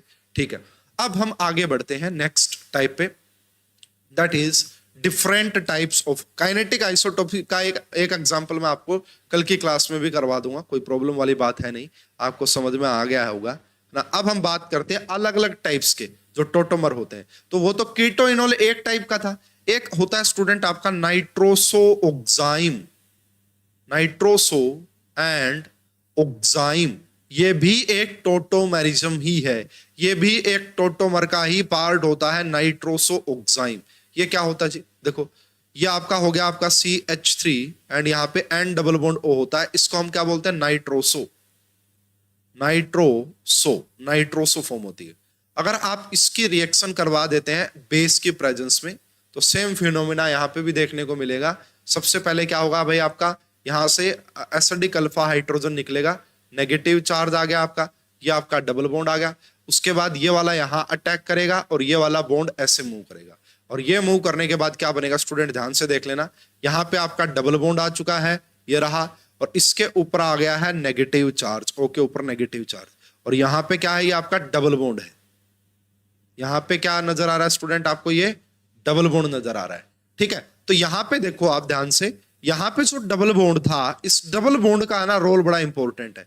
यहाँ पे जो डबल बॉन्ड था वो नाइट्रोजन और ऑक्सीजन के बीच में था, और यहाँ पे जो डबल बॉन्ड है वो किसके बीच में है, कार्बन एंड नाइट्रोजन के बीच में। इस फॉर्म को ऑक्साइम फॉर्म बोला जाता है, ऑक्साइम, आपने जरूर इसके बारे में पढ़ा होगा, ऑक्साइम, ठीक है।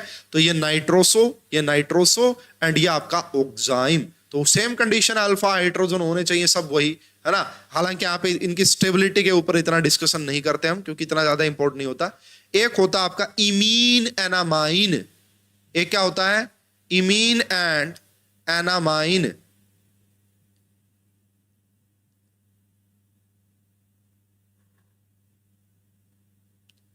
तो स्टूडेंट नाम से ही पता लग रहा है, इमीन और एनामाइन। ध्यान से देखते हैं क्या है इसमें, तो देख लीजिए, मान लेते हैं कि यहां पे आपका ये डबल बॉन्ड, यहां पे आपका NH2 लगा हुआ फॉर एग्जांपल, ये हम देख लेते हैं।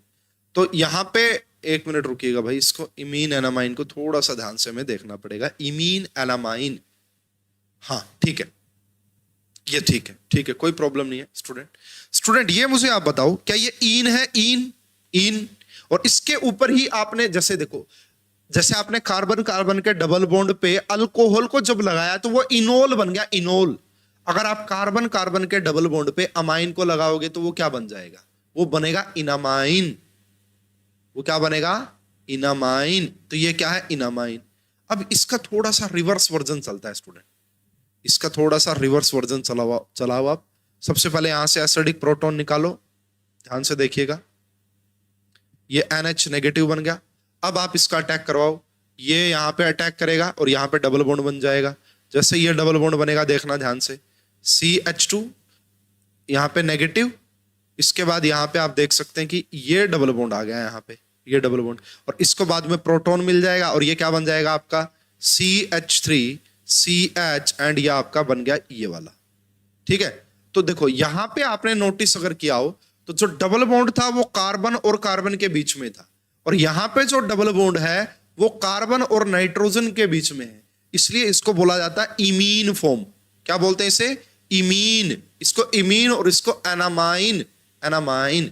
हालांकि एक और होता है अमीडो इमीडो, अमीडो इमीडो, लेकिन मैं उसके ऊपर ज्यादा नहीं जाऊंगा, यही आपसे ज्यादा पूछे जाते हैं, है ना। Imine enamine, nitroso oxime, enol and keto, ये इंपॉर्टेंट है, ये ज्यादा पूछे जाते हैं। सबसे पहला क्वेश्चन आप देख सकते हैं, सबसे पहला क्वेश्चन आप यहां पे देख सकते हैं, पूछ रहा है कि इनमें से कौन सा टोटोमेरिज्म शो नहीं करेगा, नोट वर्ड यूज किया गया है। तो इसके पास देखो ये नाइट्रोसो वाला शो कर सकता है, यहाँ पे NO2 लगा हुआ है ना, तो ये तो करेगा भाई, है ना, ये तो करेगा, अल्फा हाइड्रोजन है, इसके पास भी अल्फा हाइड्रोजन है, इसके पास भी अल्फा हाइड्रोजन है, लेकिन यहां पे आप देखो इसके पास कोई अल्फा हाइड्रोजन नहीं है, तो ये टोटोमेरिज्म शो नहीं करेगा, ये टोटोमेरिज्म शो नहीं करेगा, ठीक है। उसके बाद नेक्स्ट में आपसे पूछ रहा है इनमें से कौन सा कंपाउंड टोटोमेरिज्म शो करेगा। देखो ये कार्बन कार्बन का डबल बॉन्ड हो गया, ठीक है। इसके अलावा हमें कोई और पॉसिबिलिटी दिख रही है यहाँ पे, इनोल बन जाए, मतलब कोई और पॉसिबिलिटी है ही नहीं, यहाँ पे है ही नहीं कोई और पॉसिबिलिटी, तो ये नहीं शो करेगा, ऐसा कुछ सिस्टम पढ़ाया नहीं। ये आपका C double bond O keto form है, क्या इसकी इनोल फॉर्म बन सकती है? नहीं बन सकती, अल्फा हाइड्रोजन नहीं है। यहाँ पे देखो C double bond O H है, कॉन्जुगेशन में गए, लेकिन इसके पास कोई अल्फा हाइड्रोजन है, नहीं बन सकती। तो इनमें से अगर आपसे पूछे ना कि कौन सा कंपाउंड टोटोमेरिज्म शो करेगा, तो हम कहेंगे कोई भी शो नहीं करेगा, D is the correct answer. इनमें से नन ऑफ दीज, कोई भी टोटोमेरिज्म शो नहीं करेगा। यस, नेक्स्ट ऑप्शन पे आइए। आपसे इस क्वेश्चन में पूछा कि इनमें से कौन टोटोमेरिज्म शो नहीं करेगा, कौन टोटोमेरिज्म शो नहीं करेगा। स्टूडेंट मैंने क्या देखा भाई, ये कौन सी फॉर्म दिख रही है? कार्बन और नाइट्रोजन का डबल बॉन्ड। अगर मैं यहां से ये हटाता हूं, इसको ये हटाया यहां से और ये हटाया यहां से, ये कौन सी फॉर्म है? कार्बन और नाइट्रोजन का डबल बॉन्ड है। इसको मैं बोलूंगा इमीन फॉर्म। देखो अब इसमें आपको बड़ी कंफ्यूजन होगी, ये क्या सर है ना, ऐसा तो आपने नाइट्रोसो के टाइम पे पढ़ाया था। भाई चीजें वही होती रहेंगी। एक मैं आपको बहुत टाइप के, अभी एक क्वेश्चन करवाऊंगा मैं आपको इस क्लास के लास्ट में, एक ऐसा क्वेश्चन करवाऊंगा, बड़ा ही कॉन्ट्रोवर्शियल क्वेश्चन है, बहुत जबरदस्त। आईआईटी ने पहले उसका आंसर कुछ दिया, बाद में कुछ दिया, वो भी करेक्ट नहीं मानता मैं, आप खुद भी नहीं मानोगे, बहुत ही कॉन्ट्रोवर्शियल क्वेश्चन है वो। तो यहाँ पे ये समझ में आया आपको, ये कैसे हम कर रहे हैं। तो ये बनाया आपने।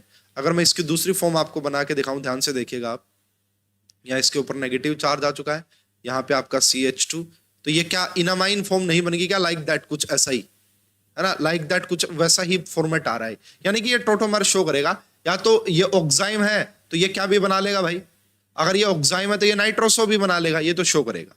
आपसे पूछा नोट शो, ये भी आराम से शो करेगा। देखो ये नाइट्रोसो, ये कॉन्जुगेशन के साथ ये वाला अल्फा हाइड्रोजन, ये तो जा ही सकता है ना वहां पे। अरे मेरी बात समझ रहे हो? जैसे CH2 नेगेटिव बना, इसका अटैक यहाँ पे करवाया, इसका अटैक यहाँ पे करवाया, ठीक है, और इसका अटैक यहाँ पे करवाया, तो ये नाइट्रोसो ऑक्साइम बन जाएगा। ये भी नहीं, ये भी ये करेगा। यहाँ पे देखो, यहाँ पे कोई अल्फा हाइड्रोजन ही नहीं है। अरे भाई कोई अल्फा हाइड्रोजन ही नहीं है किसी भी तरीके से, तो ये शो नहीं कर सकता, ये शो नहीं कर सकता। ये भी शो करेगा, डी वाला भी। तो इस क्वेश्चन का करेक्ट आंसर क्या आ जाएगा? सी। इस क्वेश्चन का करेक्ट आंसर क्या आ जाएगा? सी। चलो जी, अब क्या कोई प्रीवियस ईयर क्वेश्चन है सर इनके? आपने MCQs तो बहुत सारे करवा दिए, तो मैं कहूंगा यस है मेरे पास कुछ प्रीवियस ईयर क्वेश्चन। सबसे पहला क्वेश्चन ये रहा, जैम 16 में पूछा था, MSQ टाइप का क्वेश्चन। जैम 16 में MSQ टाइप का क्वेश्चन आपसे पूछा था, the correct statement about the flowing. ठीक है, ओके। तो भाई मुझे ये समझ में आ रहा है, अगर मैं यहां से नेगेटिव निकालूं और यहां पे डबल बॉन्ड बनाऊं, तो ये पहला और दूसरा, ये नाइट्रोसो फॉर्म है। पहली कौन सी है? नाइट्रोसो, और दूसरी कौन सी? ऑक्साइम। ठीक है, क्या ये रेजोनेंस हो सकता है? क्या मैंने आपको पहले ही बताया है, रेजोनेंस में एटम डिस्प्लेस नहीं होते हैं, रेजोनेंस में एटम वहीं के वहीं रहते हैं। देखो यहां से हाइड्रोजन कहां से ले आए भाई? रेजोनेंस की वजह से हाइड्रोजन थोड़ी नहीं आ जाता है, तो ये रेजोनेटिंग स्ट्रक्चर नहीं है स्टूडेंट, ये रेजोनेटिंग स्ट्रक्चर नहीं है, हटा दो इसको। ओके, क्या सेकंड और थर्ड रेजोनेटिंग स्ट्रक्चर है क्या? मुझे तो कहीं से भी नजर नहीं आ रही रेजोनेटिंग। क्या कोई डबल बॉन्ड डिस्प्लेस हुआ है कहीं पे? कुछ भी नहीं हुआ, तो ये भी आंसर नहीं होगा। क्या सेकंड और थर्ड डायास्टीरियोमर्स हैं? Yes yes yes yes student, कल मैं आपको ज्योमेट्रिकल आइसोमर पढ़ाऊंगा। कल मैं आपको ज्योमेट्रिकल आइसोमर पढ़ाऊंगा।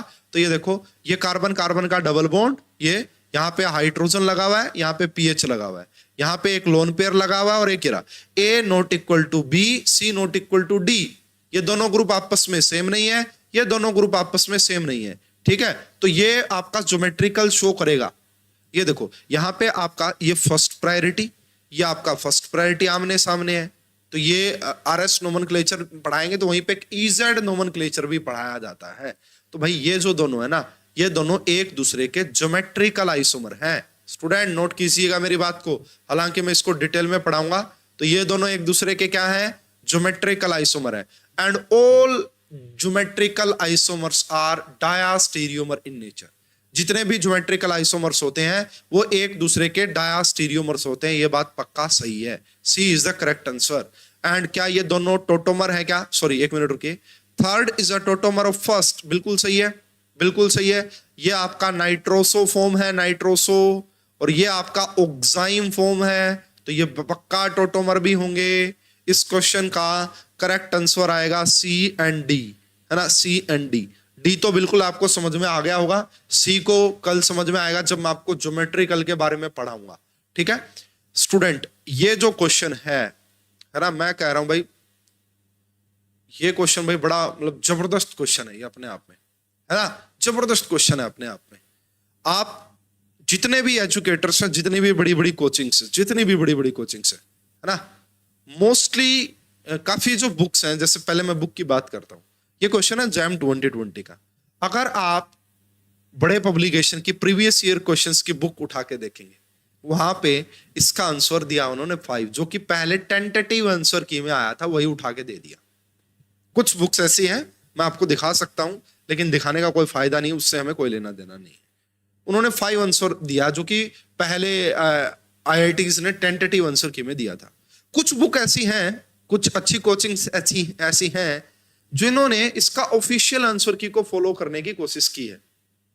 मेरी बात को ध्यान से समझिएगा, मैं आपको अभी एक बार है ना इसका ऑफिशियल आंसर, हालांकि मुझे याद है, मैं एक बार फिर भी कंफर्म कर लेता हूं और फिर देखना आप कि मैं कैसे इसको रॉन्ग प्रूव करता हूं।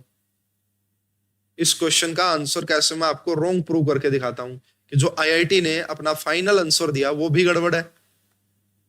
तो आईआईटी ने इसका आंसर दिया है 13।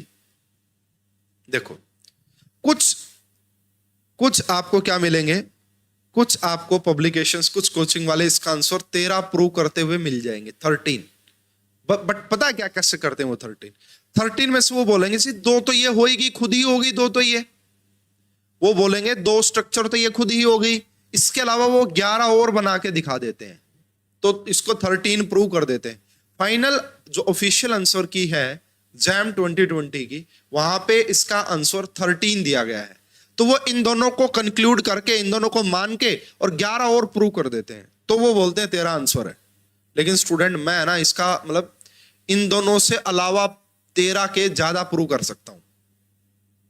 इन दोनों स्ट्रक्चर को छोड़ दिया जाए तो इसके अलावा बहुत सारे, मतलब एग्जैक्ट इसका आंसर 13 आ नहीं रहा, ज्यादा ही आ रहा है कुछ। ठीक है, वैसे तो 20 मिनट लगेंगे इस क्वेश्चन को सोल्व कराने में, लेकिन मैं आपको एक सोल्व करने को देता हूं, और ये वाला आप होमवर्क आपके लिए कि आप इसके निकाल के आना कि कितने पॉसिबल होंगे ना, आइडिया मैं आपको दे दूंगा अभी। चलो मैं इसके आपको पॉसिबल स्ट्रक्चर बना के दिखा देता हूं फटाफट से कि कैसे ऐसे क्वेश्चन को अटेम्प्ट किया जा सकता है। बहुत ही जबरदस्त वाला क्वेश्चन है ये टोटोमर का, बहुत ही जबरदस्त वाला क्वेश्चन है ये टोटोमर का। ये देखो यहाँ पे NH दिया हुआ है, सेम यहाँ ये सिमेट्रिकल है, इसके कम बनेंगे, इसके कम बनेंगे, 4 बनेंगे शायद इसके। तो देखो सबसे पहले मैं क्या करता हूं, यहाँ पे मुझे ये कार्बन कार्बन का डबल बॉन्ड है, तो मैंने क्या किया, सबसे पहले यहां से इस नाइट्रोजन को निकाला, ठीक है, और इस बॉन्ड को यहां मैंने दे के इसको किया। देखना ध्यान से, आपको खुद समझ में आएगा कि कैसे ये इतना कॉम्प्लेक्स है ये क्वेश्चन।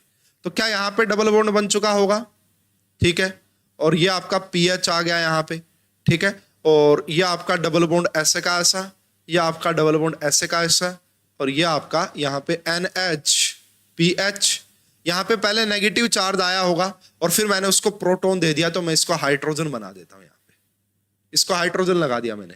सही है, यहां तक कोई इशू नहीं है। ये कौन सी फॉर्म थी अगर कोई पूछे, तो ये थी मेरी इनामाइन फॉर्म थी। ये कैसी फॉर्म थी, ये इनामाइन थी, इनामाइन। ये देखो इसको देखोगे अगर आप, इतने वर्जन को अगर आप देख रहे हो, ये इनामाइन थी। अब मैंने क्या बना दी, इमीन बना दी, इमीन। तो क्या ये एक पॉसिबल है ना, है जी है। तो ये मेरा पहला टोटोमर बन गया, पहला। अब इसी से आगे देखना मैं इसको कैसे लेके जाता हूं। अब देखो भाई, क्या ये आपको कीटो फॉर्म नजर आ रही है, ये अल्फा हाइड्रोजन, ये यहां से अटैक करे तो क्या यहां से बनाया जा सकता है। ध्यान से देखिएगा स्टूडेंट, मेरी बात को ध्यान से देखिएगा। ये डबल बॉन्ड यहाँ पे आ गया, ये OH इनोल फॉर्म बन गई, ये C डबल बॉन्ड O ऐसा का ऐसा, ये आपका N, ये आपका PH, और ये आपका क्या आ गया यहाँ पे NHPH। अब मैंने क्या किया यहाँ पे, अब मैंने क्या किया, इसको कंसिडर करके मैंने देखा जी यहाँ ये कीटो फॉर्म है, तो अब मैंने इसको इनोल फॉर्म बना दिया यहाँ पे। अब मैंने इसको इनोल फॉर्म बना दिया, यहाँ पे बना सकता हूं, कोई भी प्रॉब्लम नहीं है। तो ये मेरा सेकंड टोटोमर बन गया, ये मेरा सेकंड टोटोमर बन गया। अब ध्यान से देखिएगा स्टूडेंट, आगे ध्यान से देखिएगा। अब मैंने क्या किया, ये वाला जो नाइट्रोजन दिख रहा है, ये वाला हाइड्रोजन, यहां से ये इसका अटैक यहां पे करवाया, इसका अटैक यहां पे करवाया, और इस कीटो को इनोल में कन्वर्ट कर दिया। देख लो भाई, जबरदस्त कहानी है इस क्वेश्चन के पीछे। और मैं कह रहा हूं मोस्टली एजुकेटर्स इसका सही एक्सप्लेनेशन है नहीं उनके पास, या आप बुक चेक कर लेना कोई भी, एक्सप्लेनेशन मिलेगी नहीं। तो ये आपका डबल बॉन्ड आ गया, ये आपका OH आ गया, यहाँ पे ये OH आ गया, और अब यहाँ पे अगर आप ध्यान से देखेंगे तो ये यहाँ पे डबल बॉन्ड आ गया, ये आपका PH हो गया, ये ऐसा का ऐसा, इसको मैं अभी छेड़ ही नहीं रहा हूं, ये ऐसा का ऐसा आ गया मेरे पास। ठीक है, तो ये मैंने क्या किया, अब मैंने ऐसा किया कि इस कीटोन फॉर्म को, इस कीटो फॉर्म को मैंने इनोल फॉर्म में कन्वर्ट कर दिया। और दूसरा मैंने क्या किया, इस यहां पे देखो ये बन सकता है डिफरेंट, ये है क्या, आपको पॉसिबल वेज बना के तो देखने हैं, बना के देख सकते हैं आप। तो ये आपका क्या बन गया भाई, यहाँ पे थर्ड वाला बन गया। अब कुछ बुक्स में क्या लिखा हुआ है, जो सही जिन्होंने आंसर 13 प्रूव किया हुआ है, उन्होंने क्या बोला, 1 2 3 तो ये हो गए, और फोर्थ ये हो गया, बोला 4 हो गए इसके, और 9 उस दूसरे के प्रूव कर दिए, उसको एक को लेते हुए, उस एक को लेते हुए 9 उन्होंने प्रूव कर दी। अच्छा, अब इसकी कोई और भी पॉसिबिलिटी हो सकती है क्या यहां पे, अभी देखते हैं भाई। स्टूडेंट ध्यान से 1 मिनट रुको, मुझे देखने दीजिए ध्यान से, इसकी कोई और पॉसिबिलिटी भी है क्या। ये भाई अपने आप में ही बड़ा अच्छा क्वेश्चन है, इसकी एक और पॉसिबिलिटी आएगी, उस पॉसिबिलिटी को मैं ध्यान से देख रहा हूं कि कहां पे। ठीक है,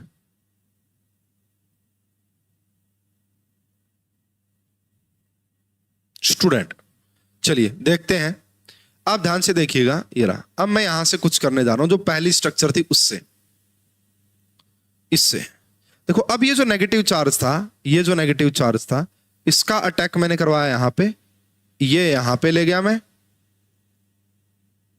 और यहां से एक बार मैं बना के देखते हैं, हो सकता है वो सेम भी बन जाए। एक बार बना के देख लेते हैं इस पहले वाली स्ट्रक्चर से।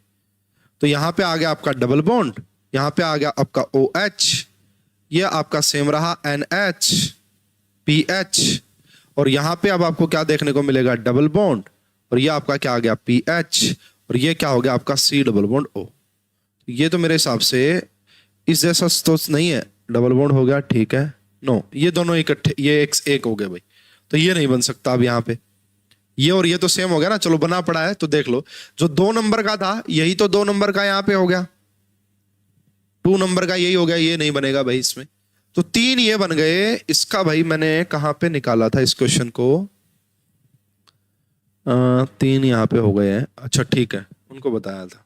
अभी मैं आपको देखो, मैंने बनाया हुआ ऑलरेडी इस क्वेश्चन को, तो मैं आपको 1 मिनट के लिए आपको रुकना पड़ेगा, ढूंढना पड़ेगा भाई मुझे, मैंने कहाँ बनाया था ये क्वेश्चन, है ना। मुझे भी काफी टाइम लगा इस क्वेश्चन को सॉल्व करने में, सही बता रहा हूं मैं, मुझे काफी टाइम लगा ये अलग से 13 प्रूव करने में, इन 2 को छोड़ के, और फाइनली मैं भाई पहुंच तो गया ही हूं। मैं आपको भी दिखा देता हूं कि कहां से।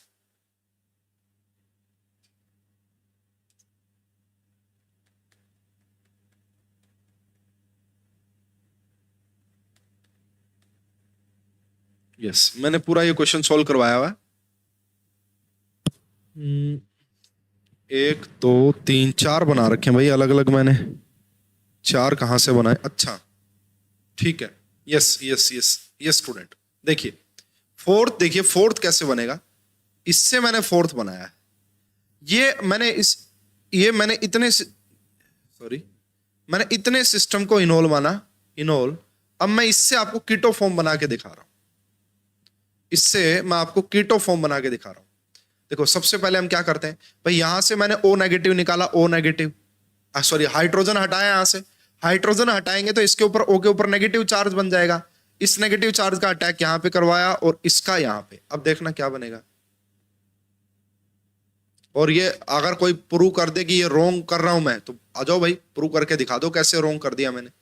ये C डबल बॉन्ड O बन गया, यहां पे आपका N, ये PH, इसी प्रकार N, और ये आपका PH। अब कहोगे सर इसमें और इसमें क्या, ऐसा तो कोई है ही नहीं, आप देख लो भाई, अगर आपको ऐसा कोई फॉर्मेट और नजर आ रहा हो तो मुझे बता दो, है ही नहीं कोई और फॉर्मेट ऐसा। यहां पे ये जो इनोल फॉर्म दिख रही थी, ये जो इनोल फॉर्म दिख रही थी, मैंने इसको कीटो फॉर्म बना दिया, बना सकता हूं मैं। और यहां पे मेरा हाइड्रोजन आ गया, हाइड्रोजन। अच्छा, बहुत बढ़िया, और भी बन सकती, तो फोर्थ बना दिया ना मैंने, फोर्थ बना दिया, ठीक है। अब क्या और कोई किसी की भी पॉसिबिलिटी है? तो ये देखो, ये वाला जो हाइड्रोजन है ये नेगेटिव, ये यहां अटैक करे और ये यहां चला जाए, तो देखना ध्यान से क्या बनेगा। मैं कह रहा हूं बहुत सारी स्ट्रक्चर बना सकता हूं मैं, बहुत सारी स्ट्रक्चर बन सकती है इसमें। तो 13 आंसर रोंग है आईआईटी का भी। और आप देख लो, कंसेप्ट आपको समझ में आएगा। आप बता दो मुझे कि अगर आपको रोंग लगता है तो कहीं से आप मुझे बता सकते हैं कि अगर आपको ये कहीं से भी किसी भी एंगल से अगर रोंग लग रहा है जी, ये क्या करते जा रहे हो आप, नहीं हो पाएगा आपसे, मतलब आप बता नहीं पाएंगे कि रोंग कैसे है ये देखो। अब आप कहोगे जी ये कहीं नहीं आया पहले, अब देख लो, अगर आपको कहीं मिले तो मुझे बता दो। नहीं है ये पहले कहीं पे, ऐसी कोई स्ट्रक्चर पहले आई ही नहीं है। ये डबल बॉन्ड, अच्छा ये आ गया भाई, ये कॉमन हो गया। हाँ, ये इसके 4 ही बनते हैं, इसके 4 ही बनते हैं। ये देख लो, ये दूसरा फिर से आ गया। तो ना, अगर आप देखेंगे ना बना के आपको दोबारा रिपीट होने लग जाएंगे, वो आप खुद कहोगे। तो अब पहली बात ये समझो, मेरी बात पहली क्या कर रहा हूं मैं, इसको मैंने इंक्लूड नहीं किया, इसको हटा दो, इसको छोड़ दो, इसको छोड़ दो, जो क्वेश्चन दिया हुआ उसको छोड़ दो। इसके मैंने आपको 4 फॉर्म प्रूव करके दिखा दिए, इसको छोड़ के, और बाकी बुक्स में इसको इंक्लूड करके 3 लिखे हुए हैं, ठीक है। अब बात आती है इसकी, तो इसके आप ट्राई करना इसी तरीके से, कल आके मैं इसको करवाता हूं, ठीक है। आप ट्राई करना कि इसके कितने टोटोमर पॉसिबल होते हैं, और फिर हम कल आके डिस्कस करते हैं। आईआईटी ऑफिशियल आंसर की में 13 आंसर है, और जो प्रूव किया गया 4 ये हो गए, इसको छोड़ के हो गए 4, और यहां पे भी मैं आपको 9 से ज्यादा प्रूव करके कल दिखाता हूं, ठीक है। तो फिलहाल इस वीडियो में अभी के लिए इतना ही। होप कि आपको चीजें समझ में आ रही होंगी। तो हमारा टोटोमर कंप्लीट होता है, एक क्लास ज्योमेट्रिकल पे लगेगी, फिर हम प्योरली ऑप्टिकल पे आएंगे।